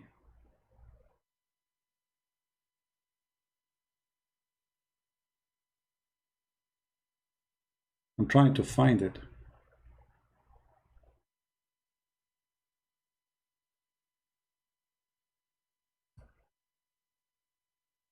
Oh, here we go. But this is not, maybe not all of it. But, you know, I mean, it's a comedy. I don't know if I should show you this, but let us laugh. Okay, this is an email. The Muslims are exchanging the same as the email they do with the Yasser Qadri. Behind the doors, there is a fight. In the front, they say, you know, we are against Christian Prince, we are against Sam Shamoun, we are against David Wood. Look at this. Here, the Sam Shi publish. This is a reply with Sam Zawadi attempt to salvaging his false prophet, etc. Okay. Now, hello, he's calling. This is here. He sent it to from Sami Zattari, sent to Joshan Kataz. Okay. Here, this email is from what? From Sami Zattari, sent to Nader Ahmad. Okay. What the email? Hey, Sam Shamoun, that on the BC, etc. So, like, you know, name calling, etc. But let's continue. And all of this is shared. They are sending it to Sam Shamoun. I mean, stupid. I mean, look how stupid they are. Sami Zattari, he sent this to Sam Shamoun. Okay, this is from Sami Zattari to Sam Shamoun again. This is from Sami Zattari to Sam Shamoun. Maybe this is not the page we are looking for, but let us see. From Sami Zattari to Nader. Look at this email. Let's read this. On a side note, that what is funny about this, that is Nader come to me and saying he want to work with us, answering Christianity.com. Now when we all, suddenly he sees something he does not like. He immediately says he is ignoring me and denying all contact with me. So here they start slandering each other, okay? All right. In fact, Nader is trying to make this debate not happen. Debate between whom? Between him and Sam Shamoun. But they are saying that Sam Shamoun is running away. But inside, behind the doors, they are saying, look, it says here, he is running from the debate since he sees that Sam is very serious to go through with it. But in public, they say the opposite. They say Sam Shamoun is running. But the email they are sending to each other, they are saying that this kid is running away from Sam Shamoun. All right. Please, Nader, don't waste your time ever again to show how lame you are. Okay. I mean, read. You have settled and run from the debate. Okay. Another email. Nader, he sent an email now to all of those. Okay. Sami, your requested help organize this debate has been denied. I do not want anything to do with you. Sorry, I have adjusted my setting to send all your emails to my spam folder. Okay. Please remove me from your email list. Okay. Okay, this is getting silly. Sami Zattari saying to Nader Ahmad, you don't know who or what I am? Excuse me? All this is taking place because I brought you and Sam together in one room? Anyway, so I mean the email, and later they start threatening each other. I want to fight you. I challenge you. I have a black belt. I'll break your hand. I want to break your arm. I mean, things go so crazy. They want to, okay, hold on. You coward. You coward. To meet me face to face, especially considering how you run from your tail, with your tail. What? What?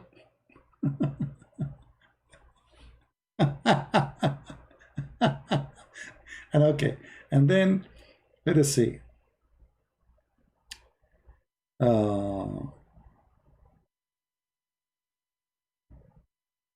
mean, the emails are really funny. Here, Sami Zattari sent an email to Nuno. Just to remind you all that Nader Ahmed was supposed to be debating Sam Shamoun. I'm surprised how people forgot about this. As you can all see, Nader has been running all from this time. Nader did not think we would forget. Okay. Islam Life, he sent an email to Nader Ahmed. I don't know who this Islam Life. Assalamu alaikum. Okay. As much as outrage as I feel, as little khabith mean like filthy, like, you know, like Allah is khabith. Usama, they are calling now Usama names, and his Kufa, you know, the young fool Sami Zattari. So here we go. Anyway, you can read it. I mean, it's a joke. Actually, even they mention my name here. Let me see where my name appears. Even though they are fighting about something else. Let us see.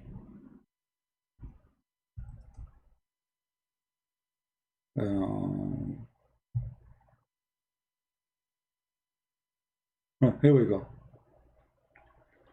Sami Zattari is a person who claimed that he want to debate me, and I don't know much about Islam.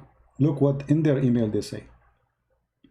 All I know about what Sam did to Usama, but what we don't know is that the Christian prince also smoked around Sami and exposed him very badly, but not before insulting the Prophet Muhammad and Islam. In fact, Sami is so ashamed of it, what the Christian prince did to him, that he is hiding the debate, and he refused to show anyone the debate.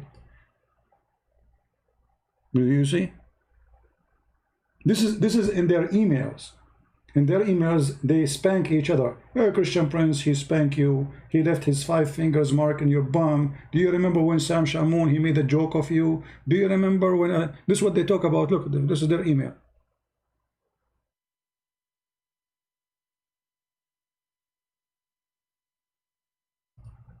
This is their email. This is not our email.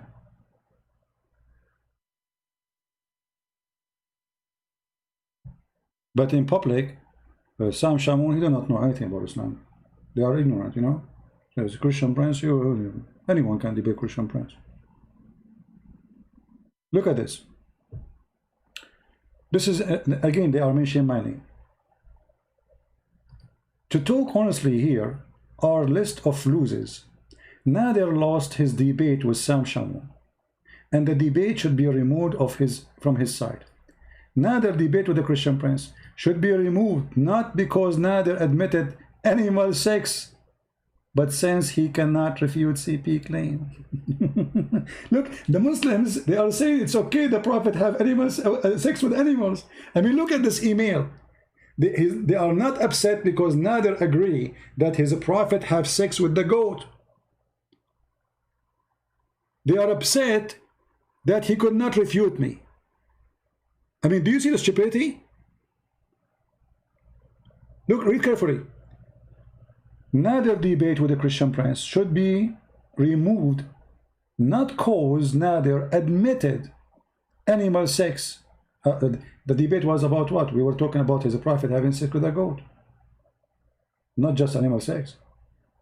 But since he cannot refute CP claim, Usama lost badly with his debate with Sam Shamoun. I mean, it's a massacre.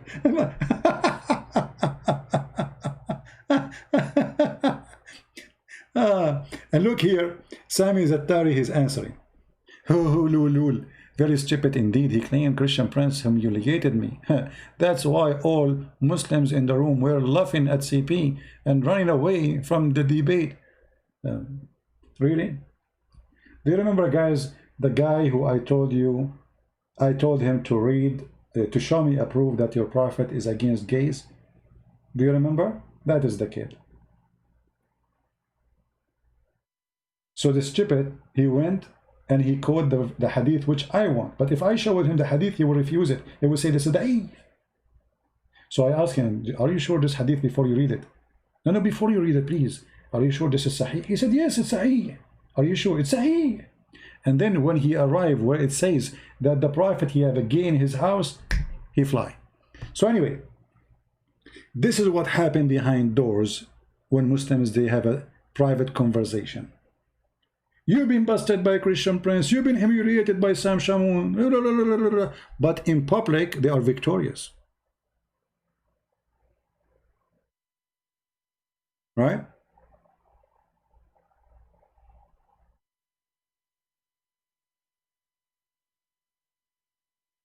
Look at this. What a bunch of kids. Do you see the video of Mufti Abu Layth in the UK laughing in that? They are laughing from pain, my friend. They are laughing from pain. You see those people, they laugh just to cover the pain. The laugh here is a laugh of pain. Do you think later they will regret that they are laughing at Yasser Qadri, because Yasser Qadri later, he will try to fix it.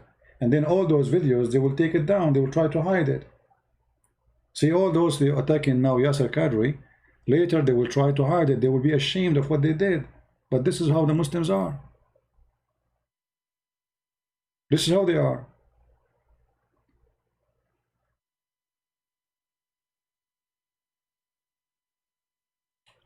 Do we have anyone have a question?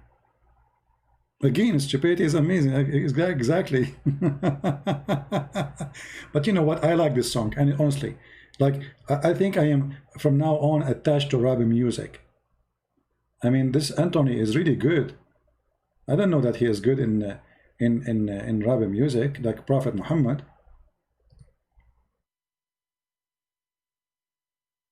That another response may be in order. I thought to myself, since Muhammad Hijab likes spitting so much, maybe I would spit a little something in his honor. If I only had a beat. And then it hit me.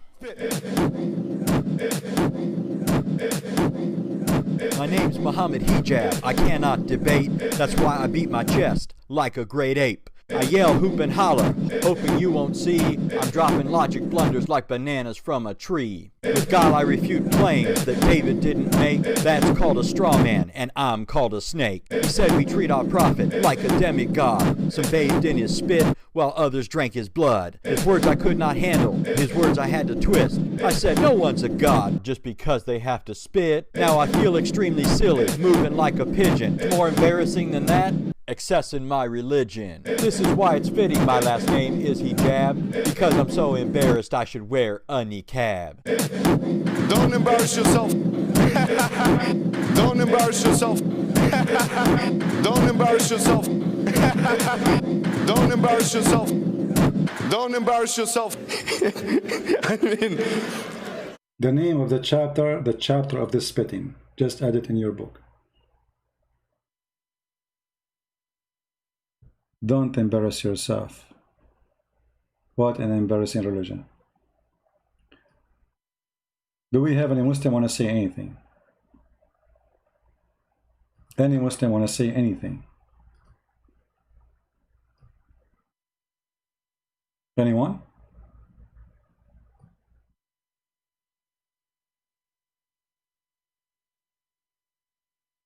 The one who did that, his name is his brother Anthony Roger. He go always with the brother David Wood in his channel sometime. Yeah, that's the name of the chapter, is chapter of spitting. I mean, we asked them why your prophet, his spit is collected. Why you are Muslim fighting over his poo-poo? Actually, there's a movie about the Muslim Sunni fighting over the poo-poo of the camel of Aisha. Not even the poo-poo of Aisha, the camel of Aisha. You remember the video I showed to you? Dominique saying, do you think Yasser Qadri is still going through his crisis? Well, for sure. You see, like this is a gang culture. They are gang. And all of us, we knew that none of the Muslims really will take his side unless he is, let us say, maybe very educated, but even the educated one, they will not accept what he said, because he should not say that in public. You see, even the one who support what he said, they agree with him. They will say, why you say that in public, and now the Christians are laughing at us, the atheists are laughing at us, the ex-atheists are, the ex-Muslims are laughing at us. Why you did that?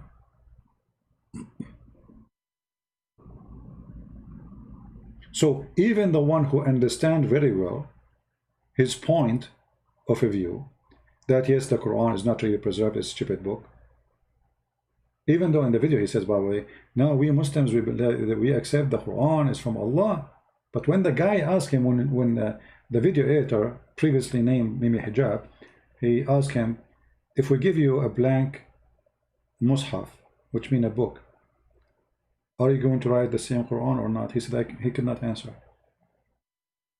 So you believe in which Quran? If you cannot write the Quran, if you do not accept that we can now have a preserved Quran and we can write it down in a blank page, so what Quran you believe in? He said, we believe in the Quran. The Quran is sent from Allah. There's no question about that. What Quran? You just refuse to write it down. You just refuse to accept which one. Do you see the problem? He told him, if we give you a blank page to write the Quran down for us, it is a problem. He refused. He said, I cannot do that. And the stupid, Mr. Video Editor, previously known as Mimi Hijab, because he's stupid, he insists. And by insisting, he make it more poo-poo. Fired so badly like you cannot imagine. Hijab asks, if you had a blank mushaf, meaning a Quran, and write down with no interference what was revealed from Allah, would you write down what corresponds to the existing Quran we have? Yasir Qadhi interrupted him and didn't even let him finish the question. Ask you one question to try and make this as specific as possible. I think if I were to give you a blank mushaf, yeah, and tell you to write what is munazzal verbatim from Allah into that mushaf with no human interference, would you write something which corresponds? It's not an easy answer. It's not an easy yes or no. It is. It's not an easy answer. Like, what are you talking about, you idiot? We cannot write the Quran. We don't have it. You see, if Yasir Qadhi, maybe many people do not understand until now, what happened? What happened, he just admitted that they don't have a preserved Quran. This is why he cannot give this is not an easy answer. I cannot write it down again. It cannot be written. We don't have it. Otherwise, he should say, sure, we can write it. We have the Quran. Give me an empty paper now. I will write exactly what is in my head as example, and it's going to be the same Quran. He refused to say, yes, we can do that. It is not an easy answer. With no human interference, would you write something which corresponds? It's not an easy answer. It's not an easy yes or no. It is enough for the Muslim to believe that the I think Quran this should is be an easy yes or no, though. Yes, Khadi. I have to. And look at the Mimi, video editor. And should be yes or no. Should be yes. He's telling him what to say. He's trying. You know, if Yasir Qadhi was sitting next to Mimi Hijab will step in his shoes. He will step in his foot. Idiot, what are you doing? You should say yes. So Mimi Hijab, okay, sorry, the video editor, he was expecting the guy to understand the trick. Okay, you said something before. Can we fix it now? If we give you a blank book, and we say write the Quran, you can do it, right? He was not expecting him to say no. So he wanted to fix it. He made it blind. And now he is telling him what to say. It should be easy. It should be easy. But by pushing it, he got himself more in the corner. Correspond. It's not an easy answer. It's not an easy yes or no. It is enough for the Muslim to believe that the I think Quran this should is be an easy yes or no, though. It should yes, be. I have to. Okay, very, very. And look, suddenly he's not calling him Dr. Yasir Qadri. Suddenly he is calling him Yasir Qadri. What happened to Doctor? What happened to Sheikh? Mimi Hijab, sorry, previously Mimi Hijab, the video editor. Now he is disrespecting his master, the one who have tons of interview asking him what to do as a Muslim, and now he is calling him by his name and saying to him it should be easy answer, should be yes or no. And the guy, he says to him, very well. So yeah, Muhammad, after we get off this phone call, me and you, let's have a number of discussions. No problem. Why you want to do it now? Because people will laugh at us. So imagine what will happen in the back door conversation. Why this conversation cannot be for all Muslims? What kind of religion? It's not for everybody. Why we need to discuss behind doors? Is it a secret? Yes, it is a secret. It's embarrassing. You see, the second you start hiding things, it means there's something wrong. Even if it's not wrong, by the way, there's some kind of shame. Like, as an example, a man and a wife, they do sleep together, right? It's not wrong, but it's a shame to expose yourself to the public, right? So even if the act is not wrong, you hide when it is shame to be in public. Like being naked inside your house is not wrong, but being naked outside the house is wrong. It's a shame. So when you decide to say, wait, let us bring it inside the door, we cannot have it in the street, it means there's something shameful and you are trying to hide. There's nakedness. You don't want to expose your aura, your private part. And this is the Quran. The Quran is a private part. So let us not to go there. And the stupid Mimi, video editor, previously known as Mimi Hijab, he keep insisting. And the more he insists, the more he goes stupid.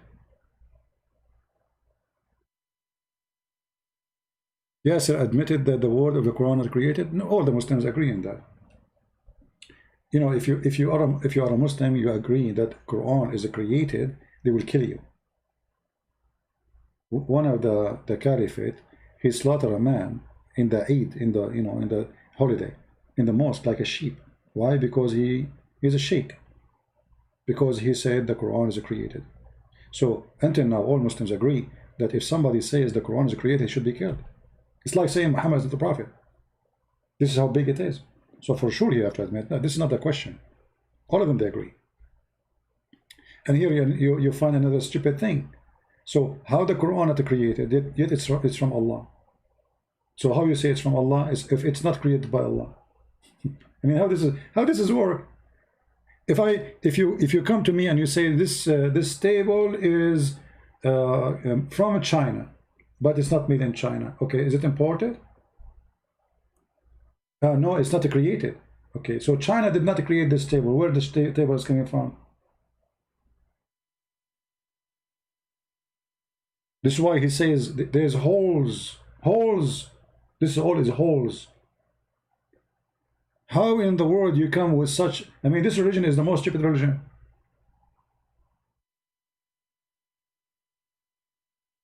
Islam looks so stupid because it's a mix of many religions. Some from the Hindus, black stones, the vagina, sexual stuff. Some from the Sabian, some from the Christians, some from the Jews. And then they put it all in a mixer, and then we come with a religion nobody understands, including the Muslims. So, in one hand, they will say to you that Allah is not created. The Quran is not created. So now we have two Allah. Very open with advanced students. But these issues should not... Look, it is Kalamullah, what is going to be written. It is Kalamullah. It is what would you write? You're pushing me. And I'm saying it's not hikmah to... Listen, I have a condition. Like I said, everything I say is going to be factual. If I wanted to do Tawri and whatnot, I would do it right now in front of you. There is no need for Tawri. He said, if I want to do Tawriya, if I want to do hide the stuff, this is Islamic practice, by the way. When two Muslims are debating, and they don't want to be saying something will be used against them in the debate, they do Tawriya. Or let us say they have an argument. So they hide some truth in order to pass the point. So we do tawriyah, same as taqiyya.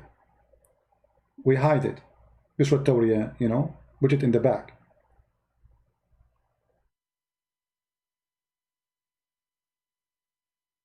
He will become apostate? No, this guy, he make living from his business. I mean, what are you talking about?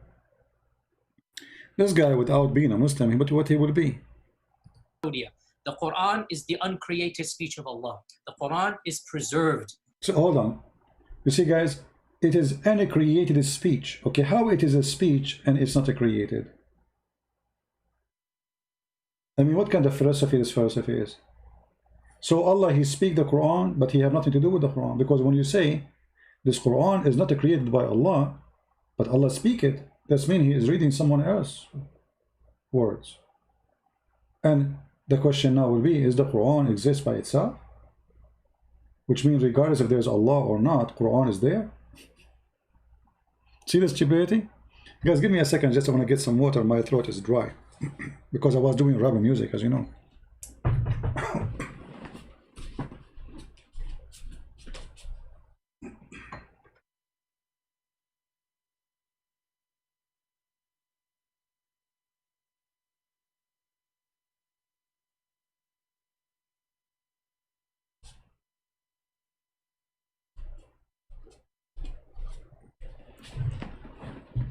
All right, this is better.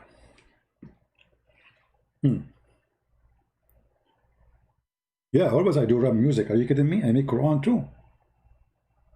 You know, isn't it me who said in the year of the spoon? Don't ask me what is the year of the spoon. I mean, it's the next year after the year of the fork. That Muhammad, he used to eat by fork and he enjoyed his pork. And he says to the potato, this was made as tomato. And then after he pray, he forget what to say. And then when he say, ask Allah, he say, I forgot to say inshallah. And this is why he did not give me a baby. And this is why Muhammad hijab became so creepy. Here we go, we have Quran. I wish my English skill is good. Otherwise, it's making rap is very easy for me. I can make Arabic poetry easy, but you know, English is not my first language, so I'm limited. But it's a stupid cult, my friend. So the Quran is the speech of Allah, but the Quran is not created by Allah. Solve it. Do we have any Muslim here? He can solve this madness. Yeah, TP, I'm a very good rapper. Actually, they offer me. You know, actually, you know what? Once I wanted to get a job, and me and Prophet Muhammad, we apply. Muhammad was accepted because he's very good looking. He's white. You know, according to Muslims, he's very white. I'm not. So they accept him to do striptease in the blind women club. Prophet Muhammad, he went in the stage, and those blind women, they went so crazy about how handsome he is. For me, they said to me, you can do Arabic music in the front of the place. You know, the striptease clip of Allah, and you can make a striptease about it. So, you know, like I used to go stand there and like I say, Allah will give you let us say, hold on, upon a tree, and that will be your private part. And you will not pay any fee to get that long, which is going to arrive to any part. Any part in the world is going to be in what? This is getting so sexual. Sorry, I cannot continue. That's too much. Yeah, Prophet Muhammad, he work. I mean, he's very handsome. He's very good looking, brother. Did you remember the video about the guy? He's talking about a man. He was walking at night, and he saw the Prophet, and then he saw the moon, and then he looked at the moon, and then he looked at the Prophet, and he looked at the moon, and he looked at the Prophet, and he looked at the moon, and the guy, the sheikh, when he's talking, he's like almost crying, and he looked at the moon, and he looked at the Prophet, and he looked at the moon, and he looked at the Prophet, and he looked at the moon, and he looked at the Prophet, and the Prophet face is more white than the moon. What? So yes, the Prophet was accepted. His first job is to do striptease for Khadija, a woman she cannot see, and she see him very handsome. You know, you know the story of Muhammad, by the way, when he saw first time the angel in his room, Who remember it? Who remember it? You guys are supposed to go like for 20 minutes, 15 minutes. What you did to me. Unbelievable. Thank God I'm not married. Otherwise I would get killed by high heels shoes. Women, by the way, they are very dangerous, by the way. This is why, if you remember in the Quran, Muhammad, he have fight with his two wives, Hafsa and Aisha. And because they are dangerous, brother. Muhammad, he needed help. Anyone remember which chapter we are talking about? And then, this is chapter 66. And then Allah, he said in this chapter, if you two turn in repentance to him, your heart are indeed so inclined. But if you back each other, okay, what will happen? Against him who? Muhammad. Truly Allah is his protector, and Jibreel, and every righteous one among those who believe, and furthermore all the angels. I mean, look at this army, man, against two women because they have high heels and long nails. I'm telling you, women are dangerous. Look, Muhammad, he cannot fight those two short women. He needed to do what he needed. Did he, like, look at this. Look at the support he will get. Like, we. Allah send him Jibreel. Don't worry, we are coming. But Prophet. The Prophet was in the bedroom fighting with his wives. And then suddenly Allah, he sent him this warning. Prophet Muhammad. Say to your wife, if you two turn in repentance to him, your heart indeed is inclined. But if you back it up each other, against him, truly Allah is his protector. May Allah protect you. I mean, we need Allah. Is Allah is enough? No. We need more support. I mean, Allah alone is not enough. Especially he did not go to the gym for a long time because of Corona. So Allah will join the fight. But Allah is enough? No. Truly Allah is his protector. Okay, are we done? No. And Jibreel. Jibreel is joining. Jibreel, coming. Jibreel. Where is Jibreel? Jibreel is getting his shot. Right? Jibreel, by the way, he have a karate. He play karate. And every righteous, here we go, Al-Qaeda, ISIS, Mujahideen, Al-Zarqawi, Osama bin Laden are coming to support the Prophet against his two wives. It's a big war. And all those believe. And furthermore, we are done. No, we are not done. It's not enough. Those dangerous women, I'm telling you, women are dangerous, my friend. Are you telling me you are still single? I mean, look what happened to Muhammad with two women.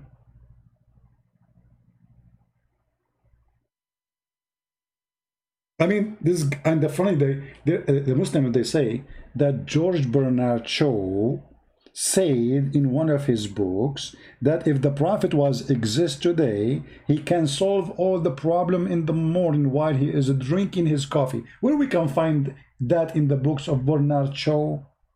We cannot find it. It's a fabrication. So your Prophet, he can solve all the problems in the morning while drinking his coffee, to the point he could not solve a problem inside the house, and he needed the support of Allah and Jibreel and every righteous Muslim, and furthermore all the angels. Do you see it?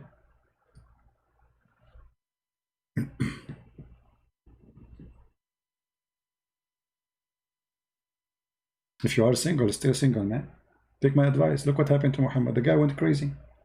Literally, he went crazy. Actually, even the hadith says, look at this. Muhammad, he was, I don't know what they call it in English. Help me, guys. My English is funny, as you know, very funny. You know, I like, once I say to American, hello, guys, they bounce me from the chat room. It turned that I was saying to them, hello, gays. You know, so my English is very funny. Sorry for that. Okay. Now I need your help. When somebody have a phobia, is it the phobia? I think we can say phobia, but something like phobia from women. What he do? He want to sleep with them, but he cannot. So look what happened. I'm just trying to explain my point, brother. If we go here, we will find what happened to Muhammad because of the phobia of women.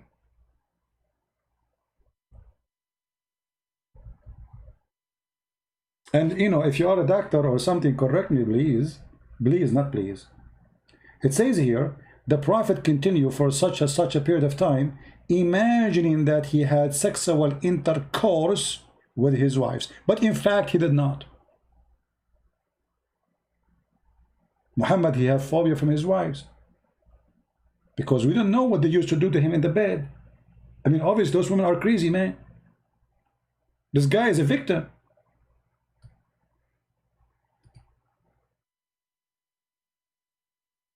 I can imagine that Aisha, she grabbed him from his hair. Hafsa, she grabbed him from his nipples. And they drag him to the bed. And the guy, he don't want to have sex. And they force him into sexual temptation. Actually, he made a verse in the Quran. If you read my book, Sex and Allah, you will see it says, إِذَا وَقَب, talking about the private part when it's standing up. Not for the anthem, for sure.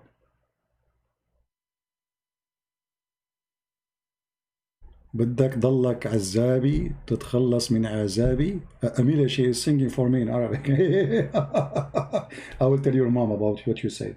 Why you want me to stay single? Okay, you don't want what happened to Muhammad to happen to me, huh? Okay, now listen. What kind of a prophet? I wish Yasser Kadri can answer us about this, because he will say, please don't go there, brother. It's not wise to speak about this topic. A prophet of God, protected by Allah, he was bewitched according to Muslims, and he imagined himself having sex, but in fact he did not. Why? What happened? Any Muslim can tell us? See, this timing is not good for you guys, huh? Only 541 people here. What happened?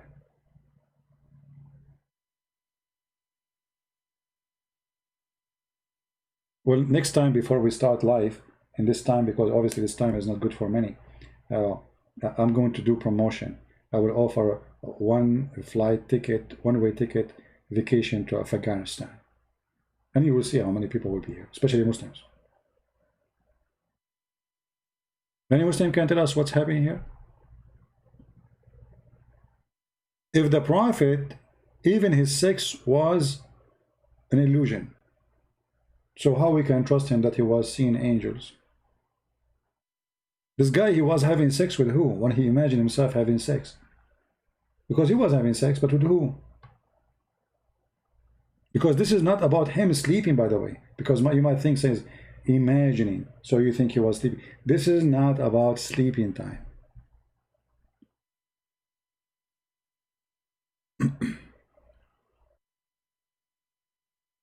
You cannot leave the pillows around Muhammad. God knows what they have in them. Anyone have any comment from the Muhammadan?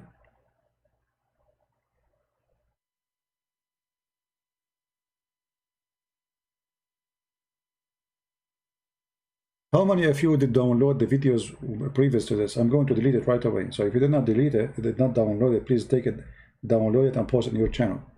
All right? I have to take his class. Yeah, I have to. You know. I need to first to take a class to learn Arabic, because Muslims, they say I do not know Arabic. And the funny, all of them didn't know Arabic. I mean, it's starting from his prophet. And by the way, you see, just to show you the stupidity of this God, let me show you something.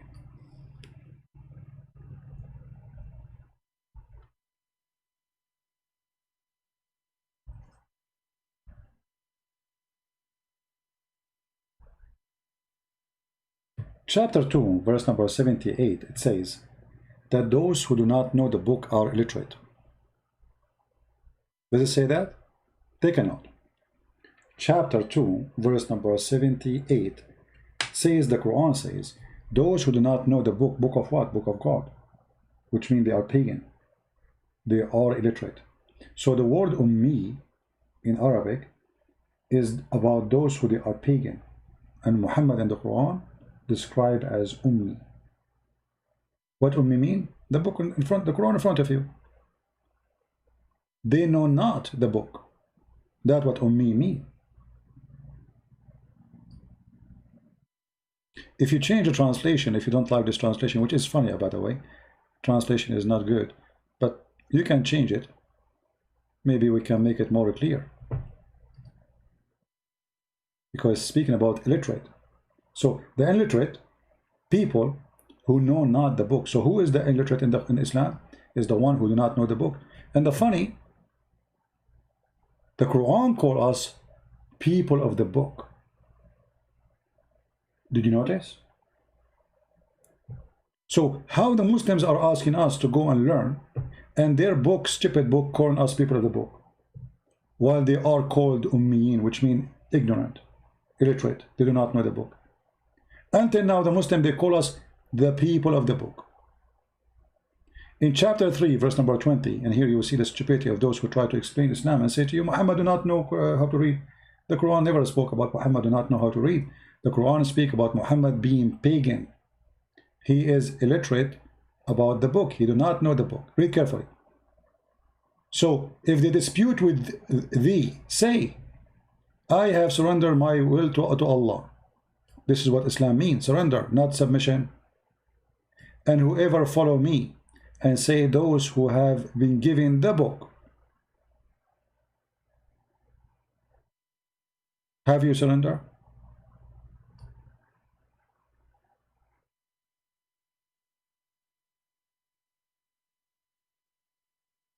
And then those who've been given the book and those who they are illiterate. Have you surrendered? So the Quran divide mankind to two. People of the book, this is us, and people who they are pagan. Chapter 3, verse number 75, it says, and the people of the book says, or some of them, you can trust them with a lot of money, and they will restore it. And some of them, they don't.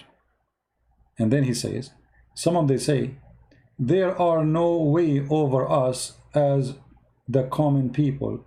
They speak falsehood. Actually, translation is bad. It says here, Laysa alayna fil ummiyin. It's not important for us to speak with those ignorant. Who is the ignorant? The pagan Muslims. But this verse here is saying that those who they are people of the book, they make fun of the Muslims for they are ummiyin, they are pagan. Change the translation. You will see right away how everything changed. Let us go.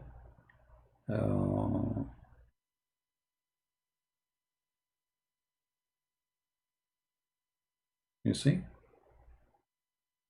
here how the word disappears suddenly in the other translation, and look between two brackets they say the illiterate and they put the word Arab, but that will be stupid to say because that means all the Arab are illiterate, and that can't be true. Well, isn't it the Arab Christians are Arab too? But you call them people of the book. So here they say the people of the book, and those are the Jews and the Christians. And the funny, the Muslim, they keep saying to us, your book is corrupted. Yet, so why the Quran call us people of the book if we don't have the book? Here you see the stupidity is double. Because if somebody, let us say a guy, he used to have a car, and now he don't have a car. You call him the guy with the car? How stupid are you? So they call us people of the book until now, but they claim we don't have a book, so why you call us people of the book? In the top of that, the verse confirms that we are people of the book, and they are, all of them, the Muslims, are the illiterate. And here they add in a word between two brackets, the Arab. Well, yes, the Arab, but those are the one, the pagan, who like Muhammad, not all the Arab, not the Arab Christians. And same tons of examples like this in the Quran.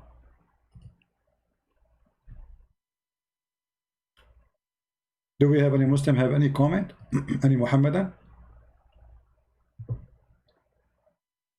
Anyone?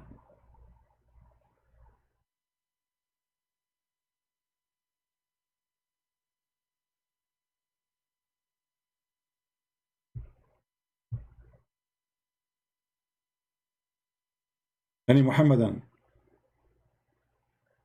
Nothing? Alright guys, I think we have enough for today. Don't forget to subscribe to our channel if you like it, and remember, I don't keep my videos in my channel, so I take them right away off. I will keep this one maybe for a few hours, The one before it, I will take it off immediately. So if you did not download a copy of it right away. Before we take it, after I finish right away here, I'm going to click delete and it's going to be gone. So download your copy, share it, and those, I heard some of those who they are downloading my videos, they are flagging other Christians for copying the videos, claiming that this is their own. And why? Maybe because he just added a translation. Shame on you to do that. That's mean you are doing business. And if you are doing a business and you think you can flag somebody because you added a translation subtitle to the video, I will flag you. We gave it to you for free.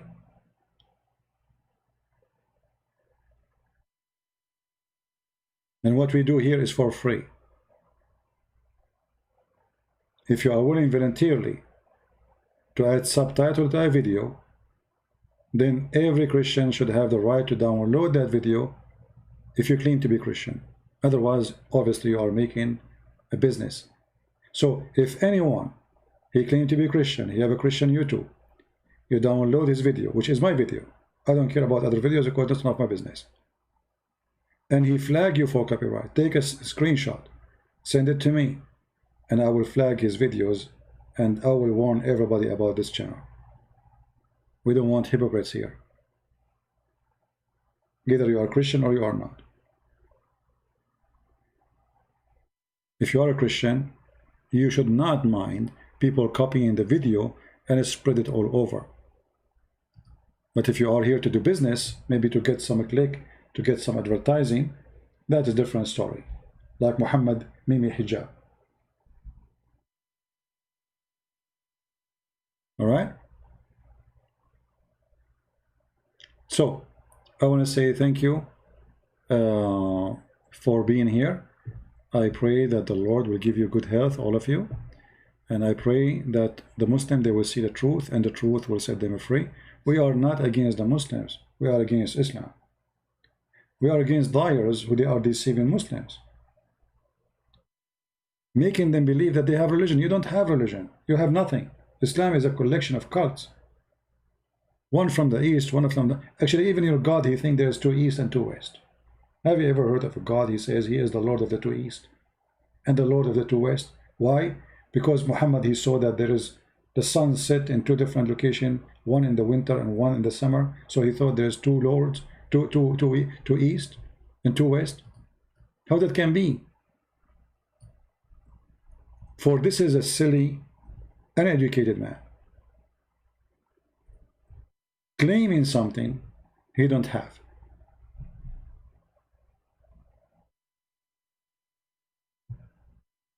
And the more he talk, the more he do poo-poo, as usual. So I hope to see you all soon, and may the Lord, the Messiah, keep you all safe from all illness, corona, diseases, violence,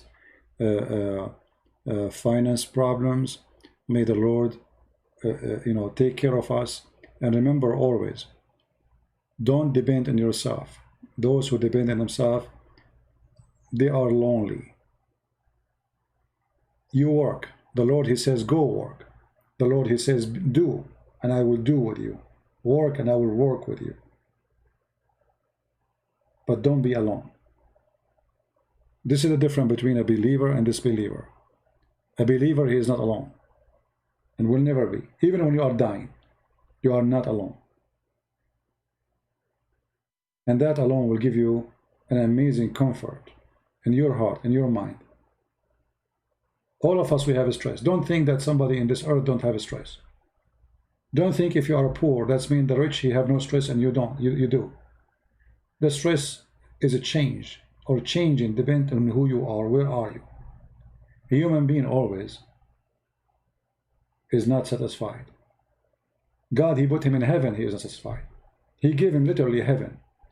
He don't do anything except being with his wife, eating fruits and nice food. Still he is not satisfied. He wants more.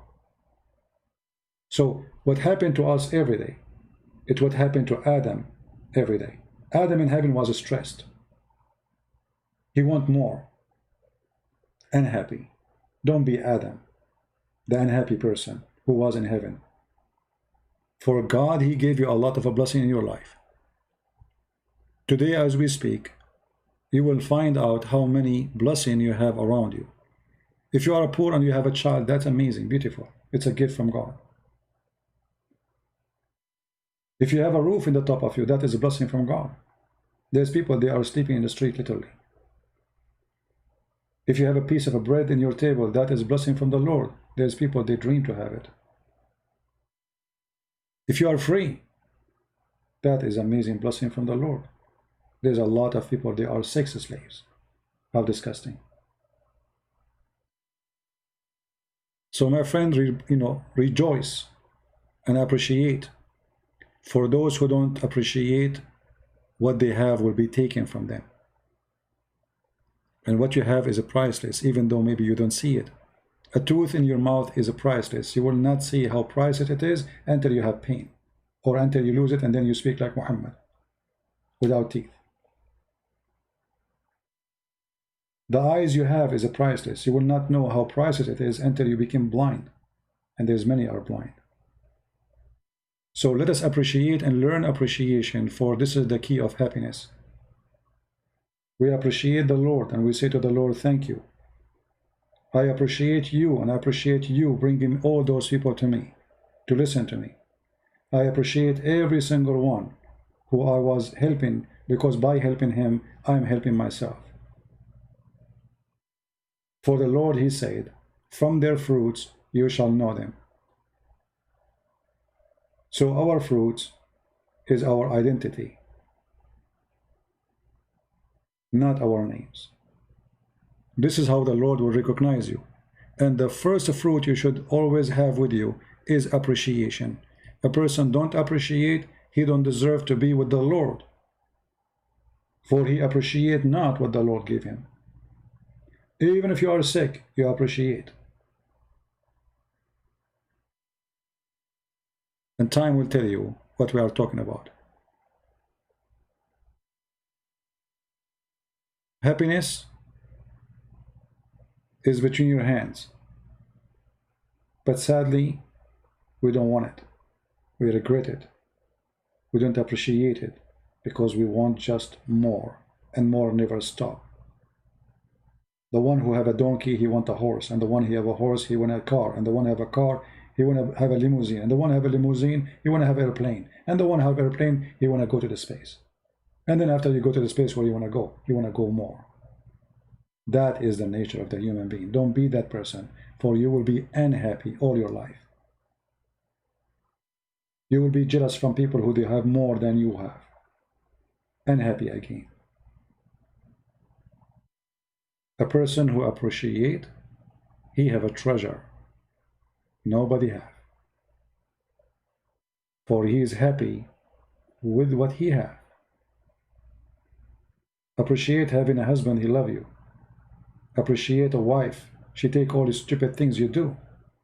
Appreciate the children, who they are the gift of God given to you. Appreciate a piece of bread.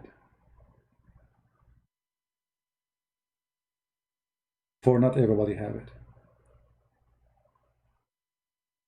Thank you all, and may the Lord bless us and help us to understand better, to see better, and to take our blindness away and give us the vision to be wise, smart, diligent, vigilant, excuse my funny English, and to be fruits.